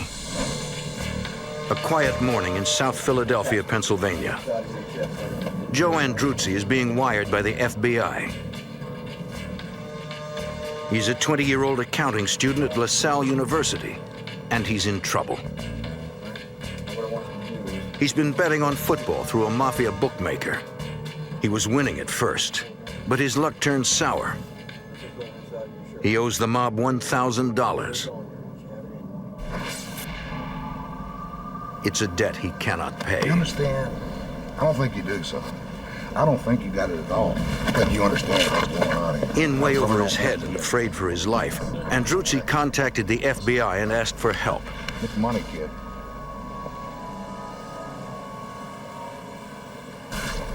South Philly is a tough place. Not the kind of place where you want to cross the mob.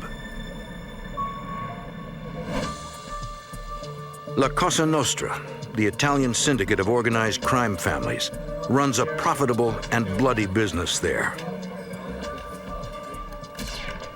Gambling, loan sharking, and extortion rackets.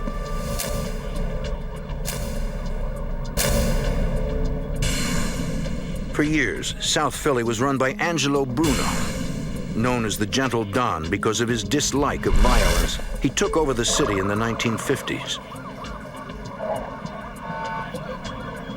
He was brutally murdered in 1980. The man suspected of being behind the hit was Nicodemo Scarfo. Nicky Scarfo took over Bruno's empire.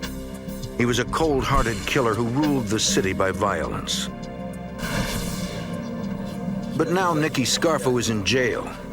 The FBI wants to find out who is running the Philadelphia mob while the boss is behind bars.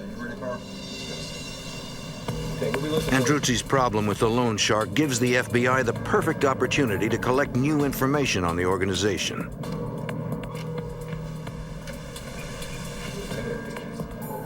The college student meets with the bookmaker. He plays his part perfectly and is introduced to Salvatore Sparacchio, a known member of the Philadelphia Mafia. I don't have the money. You don't have the money. FBI Special Agent Jim Marr was the case agent on this investigation. Salvatore Sparacchio didn't make any overt threats, but the implied threat, I'm the boss of the family, you gotta pay. I want $120 a week for 10 weeks. The boss offers a repayment plan. Although the mob is charging little more interest than a credit card company, the penalty for defaulting on the loan has a far higher price. Nicky, here, take some cake home to your wife. Hey, thanks, Bob. All right. For the next 10 weeks, the FBI gives Andruzzi the money to make his payments. And each time he takes the money to the bookmaker, the FBI records the conversation, building their case against Salvatore Sparacchio. Each payment is evidence of the crime, of racketeering. But the FBI is not interested in making low-level gambling arrests. we going, huh? They have a much bigger target. I'm sure it's all there. The ultimate goal is to destroy the Philadelphia Cosa Nostra family as a crime problem. Nicky, some cake? Hey, look, you know too much. The tactics we use are to attack the hierarchy. The structure is the target, and we attack the target through the hierarchy. They need more information. So on Christmas Day, when they know it will be closed, the FBI breaks into the bakery shop. We proved to the judge that gambling activity and loan sharking activity was taking place in an Italian bakery.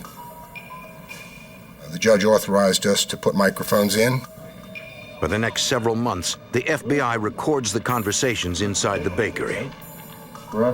We began listening to conversations of Salvatore Spiraccio, who was claiming to be the boss of the Philadelphia Cosa Nostra family. Although Spiraccio claims to be the head of the family, the FBI wire soon makes it clear that Spiraccio is not one of the big Philadelphia mafia bosses. He is little more than an employee, but the FBI doesn't know who he's working for.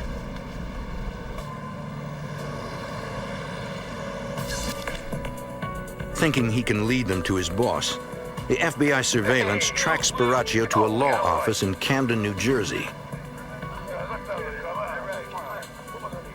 There he meets with other members of the Philadelphia Mafia, including one man well known to the FBI, John Stanfa.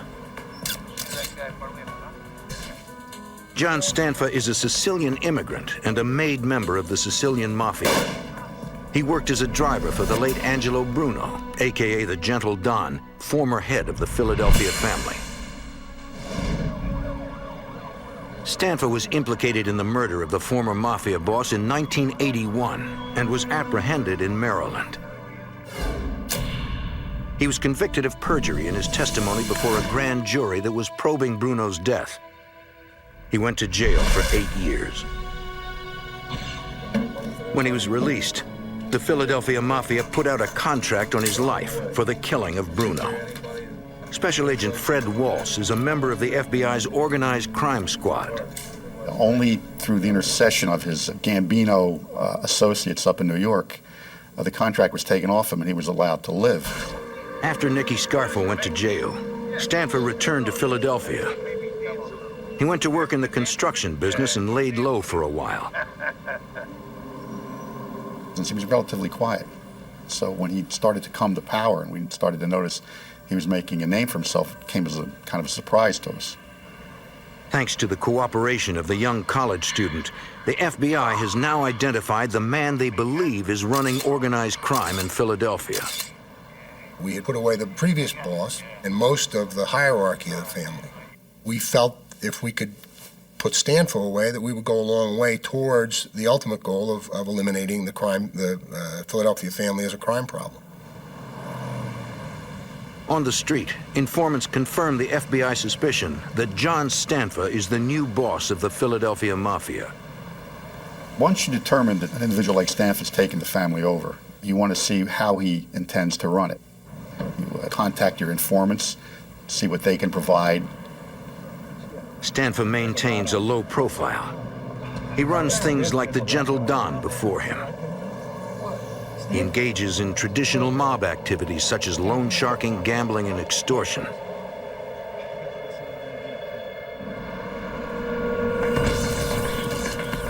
The FBI wants to find out where he is conducting business. According to FBI informants, high-level secret mafia meetings are being held in the lawyer's conference room. Informants told us that that's where they were meeting, that they felt secure there. Since it was a lawyer's office, they felt secure there from FBI eavesdropping.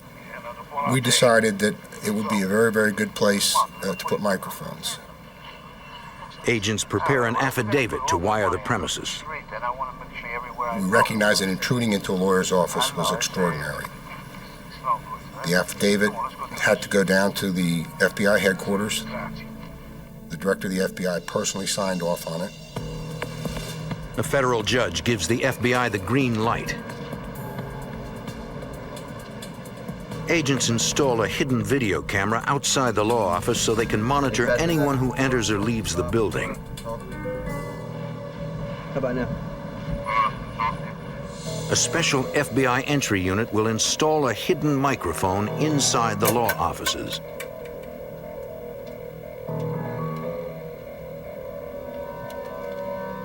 Agents make a surreptitious entry into the second-floor suite. In terms of the actual entry into the premises, it's what I regard to be one of the most dangerous things the FBI does, because you're burglarizing someone else's property. Although you have authority to be there, the person, if you encounter someone, he doesn't know that you have authority to be there. Inside, the agents fear they've been discovered. An armed deputy sheriff is inside the building. The night before we went in, the Re-elect the Sheriff campaign moved into the ground floor. The agents making the entry were surprised by a deputy sheriff. Fortunately, they were able to conceal themselves. He got in and got out before there was any problem.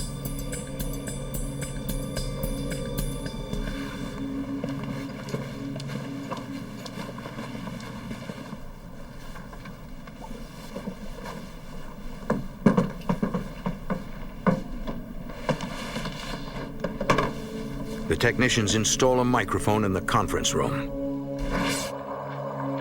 The surveillance agents will first try to identify each suspect and determine their roles in the organization.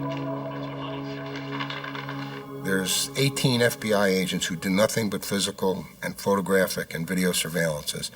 Most of their work they did for the organized crime squad. So we've got a lot of manpower out there, and we've got people who know how La Cosa Nostra works. And we can a lot of times figure out a hierarchy just by watching the way that they behave towards one another. That, coupled with information coming from informants, can tell us who the hierarchy is. Agents monitoring the conversations have to match the voice on the wire to the face in the video surveillance. John Stanford was very easy. He had a very heavy Italian accent, so it was very easy to figure out when he was speaking. But the agents have a problem. The conversations we intercepted in the office indicated to us that they were leaving the conference room and going somewhere. After going to all the trouble to plant the wire, the mob boss moves the meetings. The surveillance agents will have to find out where the meetings are now taking place. They will have to place another bug. They're gone. They're somewhere else.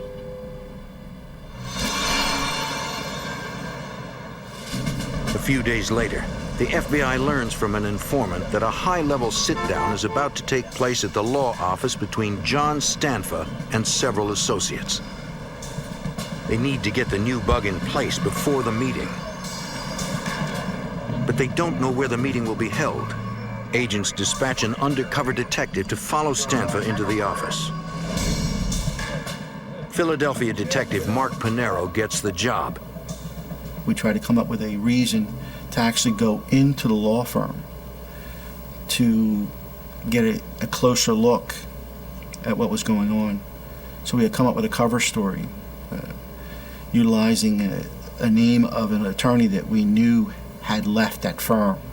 But it does not go exactly as planned.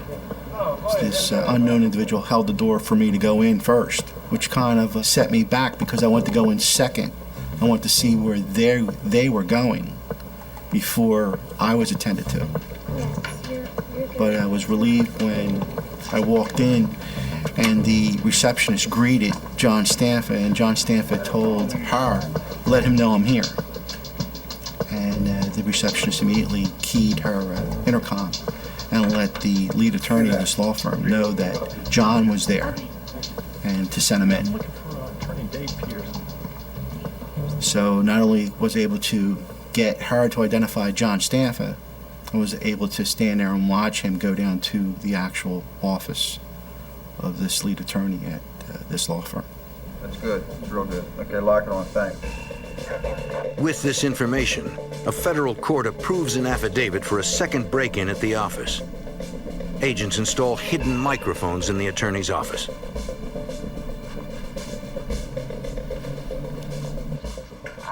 Shortly after the new bugs are placed, agents hear some alarming news on the wire. The mob bosses are afraid they are being watched. They hire a private counter-surveillance contractor to sweep the law offices for bugs. If he finds a listening device, the entire operation could be destroyed. The FBI in Philadelphia is closing in on mob boss John Stanford. They learn he is conducting mob business in an attorney's office. Agents place listening devices in the office, but Stanford calls in a man to sweep for bugs. Agents watch as the sweeper enters the building. Their entire case could collapse if he finds their bugs.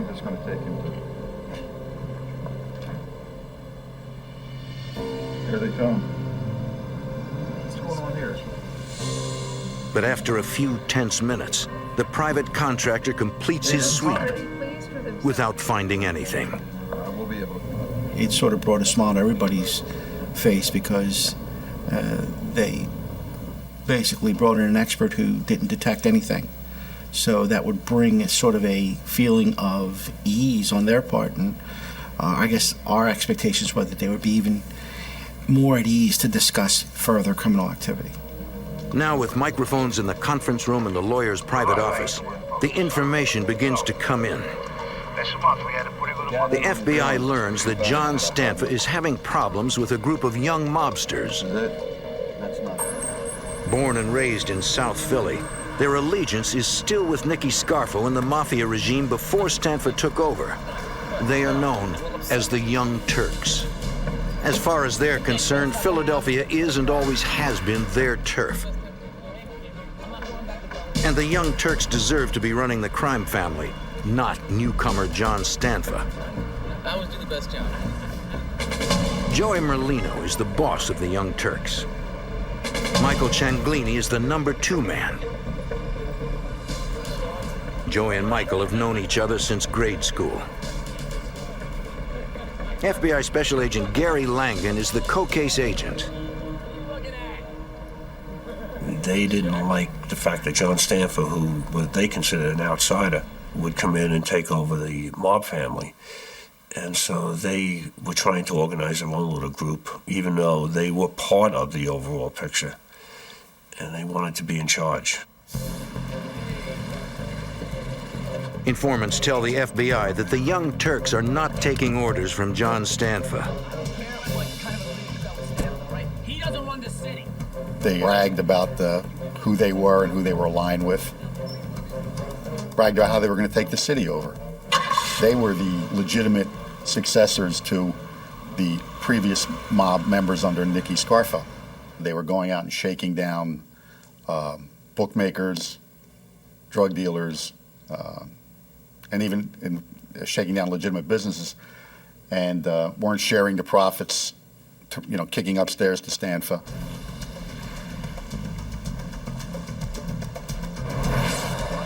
The Young Turks feel they're entitled to run the city and the Philadelphia Mafia.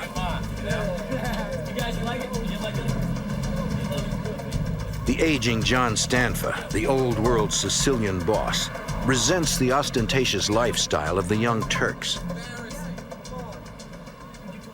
The Young Turks, if you will, were very, very flamboyant. They'd go into the clubs on Delaware Avenue, throw their weight around, push people around, trade on the fact that they were connected to the local Cosa Nostra family, and in general call attention to themselves, which is not a good thing. If you're running a Cosa Nostra family, you should be low-key. Wait. Hey, girls, get in the car. Jake, come on, get out of here. Start it up. The Young Turk boss, Joey Merlino, has a different idea of how a Cosa Nostra boss should live the life. He was the kind of guy who felt that when he went into a restaurant, because of who he was, he shouldn't have to pay. This was easily adopted by his entourage, and they became a problem for everybody. There were fights, there were shootings, it's just not the way to run a Cosa Nostra family. Attracting all that attention to yourselves. The police begin to know then where you are and who you are, and it's just not a good thing. John Stanford was particularly angered by the Young Turks' involvement in the sale of illegal narcotics. That was the wave of the future, and it's an easy way to make money. Traditionally, the mob frowns upon having its members engage in drug dealing. Now, that's not to say that they don't do it. They get around that by having an associate or something deal drugs, and then they'll tax that individual and take a percentage of it. But Stanford, you know, he thought drugs were a dirty business and it draws a lot of attention, again, to the family. And he didn't want to do that. And these guys were just defying him and doing it.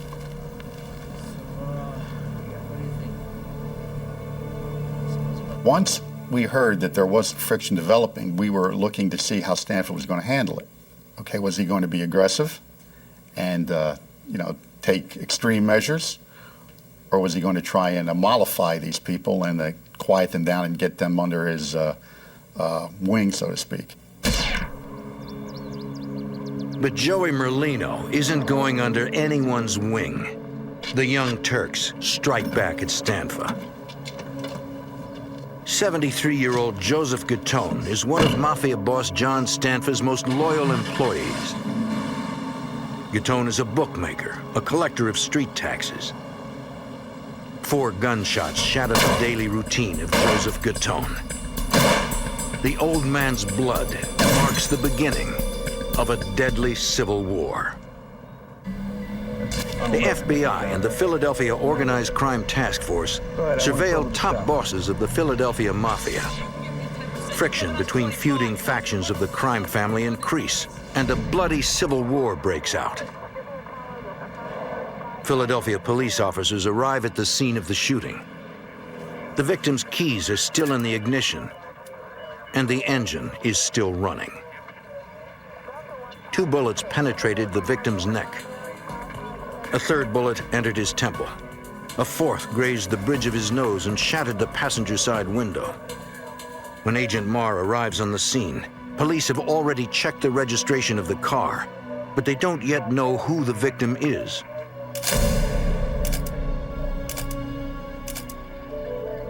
Agent Marr recognizes the victim from previous investigations. Guthrie is a longtime member of the Philadelphia crime family, currently under the leadership of John Stanford. Several of Guthrie's neighbors witnessed the shooting, but no one can identify the lone hooded gunman. Special Agent Jim Marr suspects Joey Merlino's Young Turks are behind the killing. Where he was killed, the manner in which he was killed, indicated to me that the Merlino faction was sending a message to Stanford and his people. We're here, and we are to be reckoned with. John Doe. Agents monitor their wiretaps.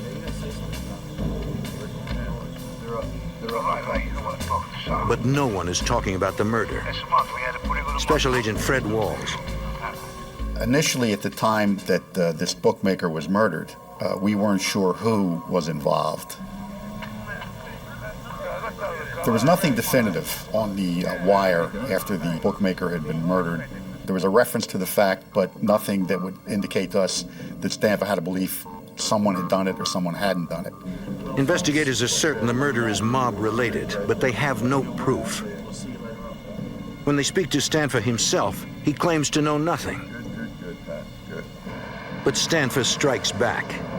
5 weeks after the murder of John Stanford's bookie and tax collector, Michael Cianglini, the Young Turks' number 2 man, is coming home after a basketball game. 2 men armed with shotguns open fire.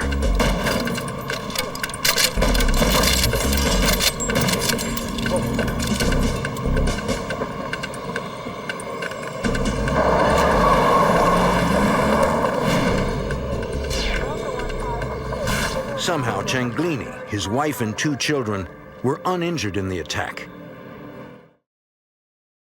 Investigators recovered 12-gauge shotgun shells from the front yard and shotgun pellets from the ceiling of the living room and dining room. Despite the brazen attack on Cianglini and his family, he won't cooperate with the detectives. He wasn't going to say anything. they just don't talk to law enforcement. They feel they're going to handle it themselves. It's business, okay, and it's none of our business. So you're not going to get anything out of them. The Young Turks' number 2 boss isn't talking. But the FBI suspects the attack is payback for the murder of John Stanfa's bookie. After the bookmaker's murder and then the attempt on Michael Cianglini, we believed that we were going to see an increase in violence. There was going to be a potential mob war. Fearing this, the FBI petitions a federal court to expand the eavesdropping. In the spring of 1992, they get the court order they need. Agents place bugs in 7 new locations, including lawyers' private offices, the law library, the television room, and the lunchroom. I don't know, they look good. The new wires immediately start paying off. How we doing, huh? Early in May of 1992, FBI cameras catch Stanfa arriving at the law office with his consigliere and Joseph Cianglini, brother of the Young Turks' second-in-command. Inside, John Stanfa angrily announces that he knows the Young Turks are looking for him. They want him dead. But Stanfa doesn't want a war. He wants to make one last attempt at diplomacy. His first move is to make Joseph Cianglini his new underboss.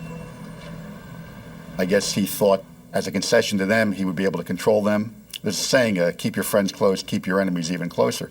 This was the way to keep an eye on them. We fully anticipated that we were going to see an increase in violence, but we were surprised by what did happen. Informants tell the FBI that Stanfa invites Joseph Cianglini's younger brother Michael and the Young Turk boss Joey Merlino to a secret meeting. Here, Joey and Michael become made members of La Cosa Nostra. The Code of Omerta. You have to swear to place the family before anything else in your life. God, your own personal family, your mother, your father, your wife, your children. If the family calls you, you come before them. Now, as made members of La Cosa Nostra, the 2 Young Turks enjoy special privileges. Any of the secrets of our society. And if you do, may your soul... The benefits that come with that are that you can conduct your rackets, whatever they may be, without fear of interference from someone who is not a member. The family in a dispute will always decide in your favor if you are a member and the other person is not. A member cannot be killed unless the boss of that family to which he's a member approves. For John Stanfa, promoting the Young Turks is his final act of diplomacy. The FBI and the Organized Crime Task Force will keep a vigilant watch to see if Stanfa's bold move stops the violence. But agents still need to collect more information about the crime family to shut them down for good.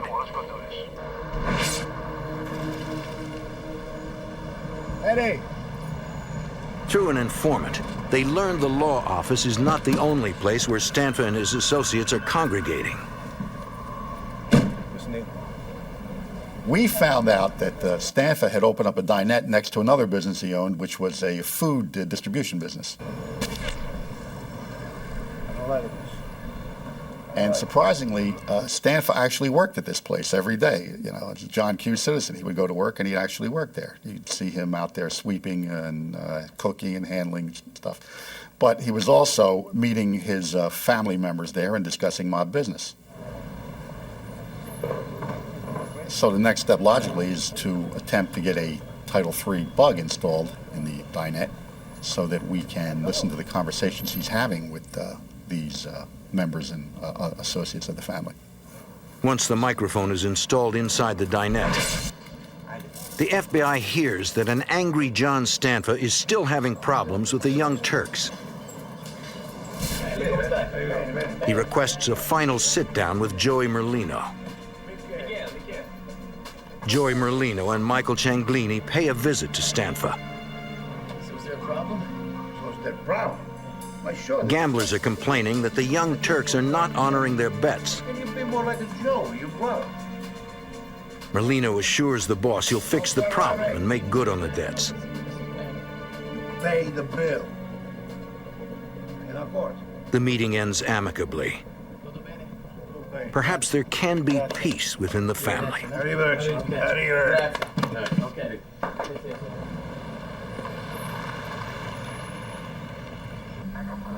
Early in March, FBI surveillance agents observed Joseph Cianglini and a waitress opening up the Stanford dinette. It's almost exactly 1 year after his brother Michael was nearly gunned down at his home. His activities were easy to document. He was regular. He got up in the morning and he went to work. But on this morning, Joseph Cianglini's routine takes a terrifying twist. 4 men pull up and open fire on Cianglini and the waitress, reigniting the bloody war between the old and the new mafia of South Philadelphia. On March 2nd, 1993, in South Philly, underboss Joseph Cianglini and a waitress opened John Stanford's diner. I'm gonna hit my head one of these days. That's dangerous. Shortly after 6:30 a.m., 4 gunmen launch an attack. Cianglini is gunned down. The surveillance agent alerts FBI HQ and calls 911 for an ambulance. The FBI agent on surveillance arrives on the scene. Joseph Cianglini has been shot repeatedly in the head, neck, and chest. The waitress is unharmed. Cianglini has somehow managed to survive the deadly attack. Though severely wounded, he can talk. You couldn't get a statement out of him, and even if he knew who did it, he wasn't going to implicate anybody. He was part of the mob, the omerta, the code of silence, and they would take care of this on their own. They had to know who they were. He saw them. We suspected that it was a group from the Young Turks, but he basically told us he didn't know anything. Hoping to identify the shooters, FBI agents review the surveillance tapes. But in the early morning darkness, the images are too dark to identify anyone. The video was very grainy, very blurry. It was very hard to identify with any kind of particularity features where you would recognize who actually went in, but you could see 4 shapes going in. Then you go to the audio and you hear screaming, and you hear shots, and then you hear someone yelling, "Move, move," and then they exit the place and they drive away. Well, that's basically all we had. You couldn't say with any reasonable certainty who actually went in there and shot Joseph Cianglini. But agents are still surveilling the law office. In the listening post, wiretaps record a chilling conversation between Stanford and a mob associate. John Stanford suspects Michael Cianglini was behind the attempt to kill his own brother Joseph at the restaurant. Yeah, Michael and Joey were on the opposite sides of internal war within the Stanford family. They were half-brothers, and it didn't make any difference. He thought his brother Joey was on the wrong side, and he's going to take him out. For John Stanford, there is only one choice: eliminate Joey Merlino and the Young Turks. So he starts to recruit his own muscle to send them out and to start stalking these Young Turks and trying to kill Joey Merlino, Michael Cianglini, and the people associated with him. Undercover FBI agents deliver a warning to Merlino and Michael Cianglini. What's going on, fellas? When we're aware of the fact that violence is going to occur or may occur, and we think we know who the violence is going to occur against, we have an obligation to go out and warn them. John Stanford is sending hit teams into the streets with orders to gun down Merlino and Cianglini. The Young Turks shrug off the FBI warning. Even though they know their lives are in danger, they refuse to cooperate. The Young Turks should have listened to the FBI. A Stanford hit team tracks them down and opens fire in broad daylight. Michael Cianglini is shot in the heart and dies on the street. Joey Merlino is wounded. It is clear to the FBI that John Stanford means business. He's taken up the challenge, and he's retaliated with a lot of force. So that's where we are right then and there. We believe that Stanford is responsible for it. Now we have to prove it.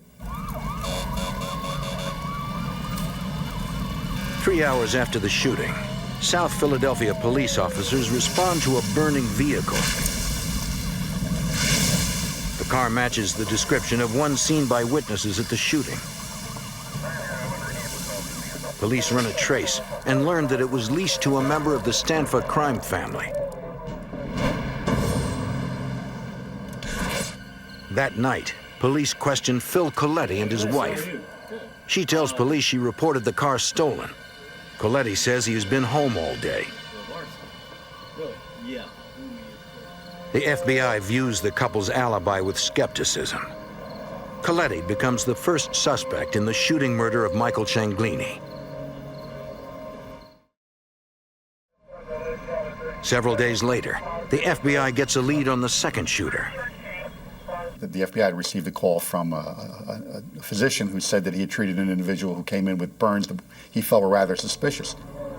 FBI agents find John Vesi at home. He too is a known member of the Stanford crime family. Agents ask Vesi what happened to his hand. And he says he had an accident with his barbecue grill. His hand was burned when he spilled lighter fluid.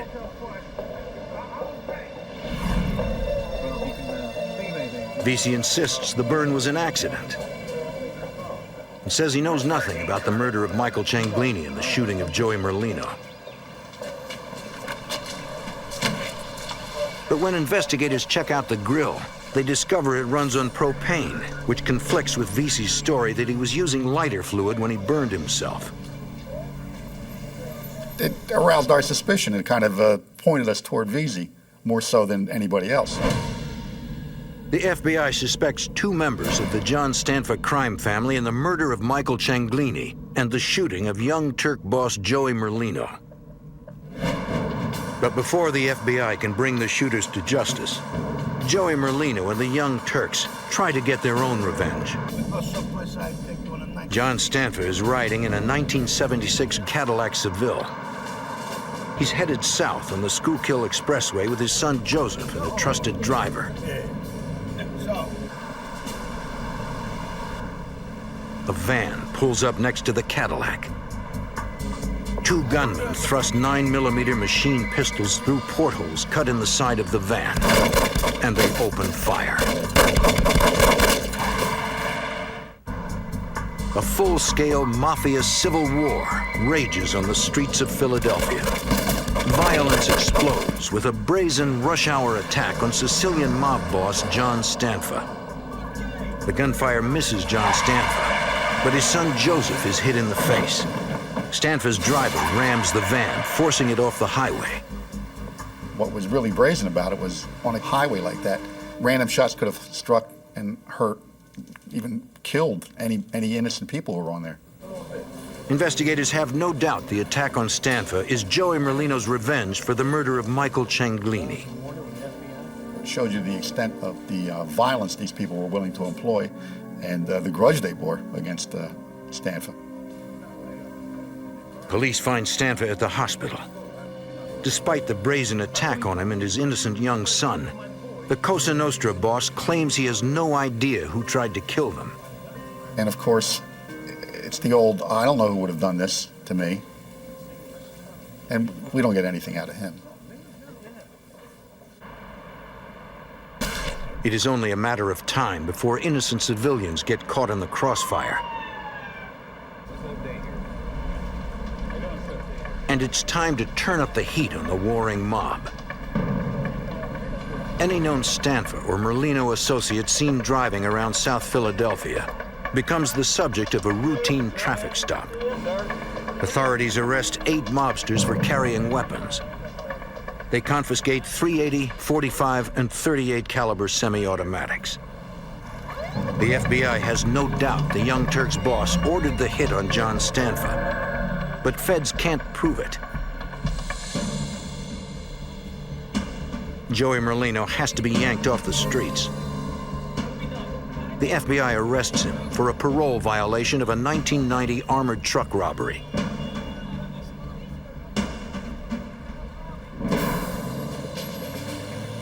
With Joey Merlino off the streets, it is now time for the FBI to focus its sights on John Stanford's crew. The agents target murder suspect John Vesi. The professional hitman is one of John Stanford's soldiers. But tonight, thanks to a New Jersey firearms violation and the threat of a long jail sentence, Vesi has agreed to wear a wire for the FBI. He was a very tough individual. And he did some construction work as a hired laborer for John Stanford's brother-in-law, who was in construction. And he caught the eye of Stanford. Stanford realized this kid was a tough kid, and he could, he intimidated people. Under Stanford, Vesi became a loan collector, an enforcer, and a killer. Okay. Now he claims he feels the weight of the murders he committed. All these things, plus the fact that his brother, who really cared for him, was convinced that John was going to go down and never see the light of day. His brother convinced him that he should cooperate. Vesi was made into the family by John Stanford. And now he wants to get out, alive. You couldn't measure the significance of it. It was like a coup for us that he came on board. Vesi quickly becomes comfortable wearing the wire. He has several meetings, but the conversations don't provide any new evidence against John Stanford. He's out for a little while. I think he met with 1 or 2 people, nothing great. He was a little down about the fact that he wasn't getting the conversations, he wanted to. He was really into it. We told him, look, don't worry about it. We got a lot of time. We'll do it again till we get it right. It's Friday night now. You've worked long and hard for us. Go home. Go home and relax. Don't go out. We'll hook up with you again. We'll do it again. Later that night, John Vesi runs out of luck, and the FBI's organized crime task force is dealt a crippling blow.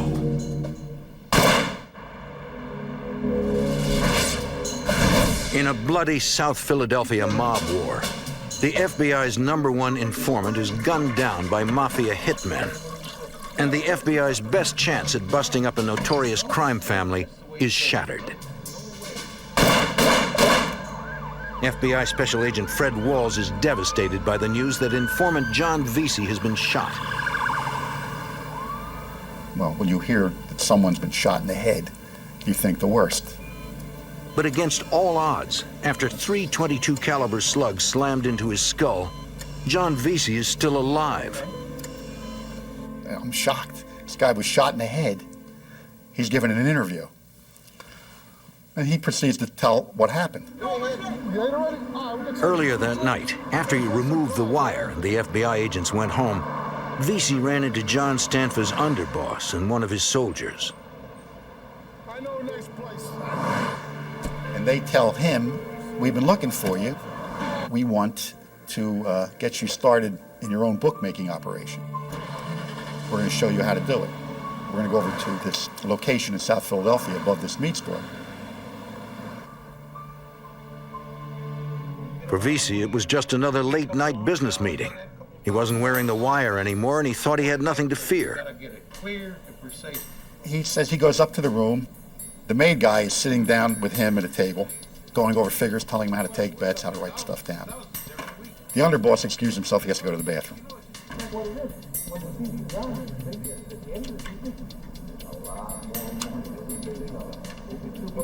John Vesi heard the sound of the flushing toilet and the door to the bathroom opening. And then he heard the gunshots. 3 .22 caliber slugs impacted John Vesi's skull, but he didn't go down. Vesi turns around, looks at the guy, and says, "What the frig you doing?" And of course, the shooter now, he's in shock. So he throws the gun down, and he pulls out a knife. Well, Vesi takes the knife away from him and cuts him and basically incapacitates him and throws him on the ground.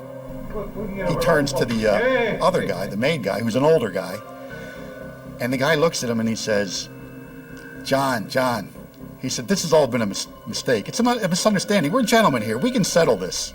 And Vesi says, "Get out of the way, or I'm going to take you down too." And against all odds, John Vesi walks out of the room alive. And that just goes to show you how tough this kid was. I mean, he was tough. And the bullets went into the back of his head, and we later found out they had hit the head and come around, okay? I guess the slugs weren't as strong. It was a 22 caliber long rifle slug. And he took 3 in the head and survived. 2 weeks later, ex-mafia hitman John Vesi makes his first appearance before the federal grand jury and testifies against his former crime family. The information he provides is invaluable to the FBI. Vesi names names and gives the FBI what they need to move against the Philadelphia mob. When the FBI increases the pressure, other mobsters make deals with the prosecutors and become informants for the FBI. And the dominoes begin to fall. On St. Patrick's Day in 1994, 24 suspects are arrested on racketeering charges of murder, murder conspiracy, extortion, arson, kidnapping, gambling, and obstruction of justice. Among those arrested is Frank Martinez. He's found guilty of assault and the attempted murder of John Vesi. Vincent Pagano is also arrested and found guilty of assault and the attempted murder of John Vesi.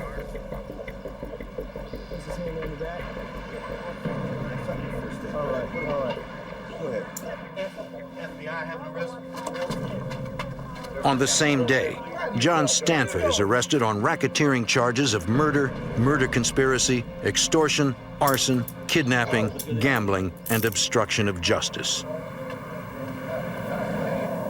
It was a nice, clean, easy sweep. We brought the people in, and we were very satisfied with it.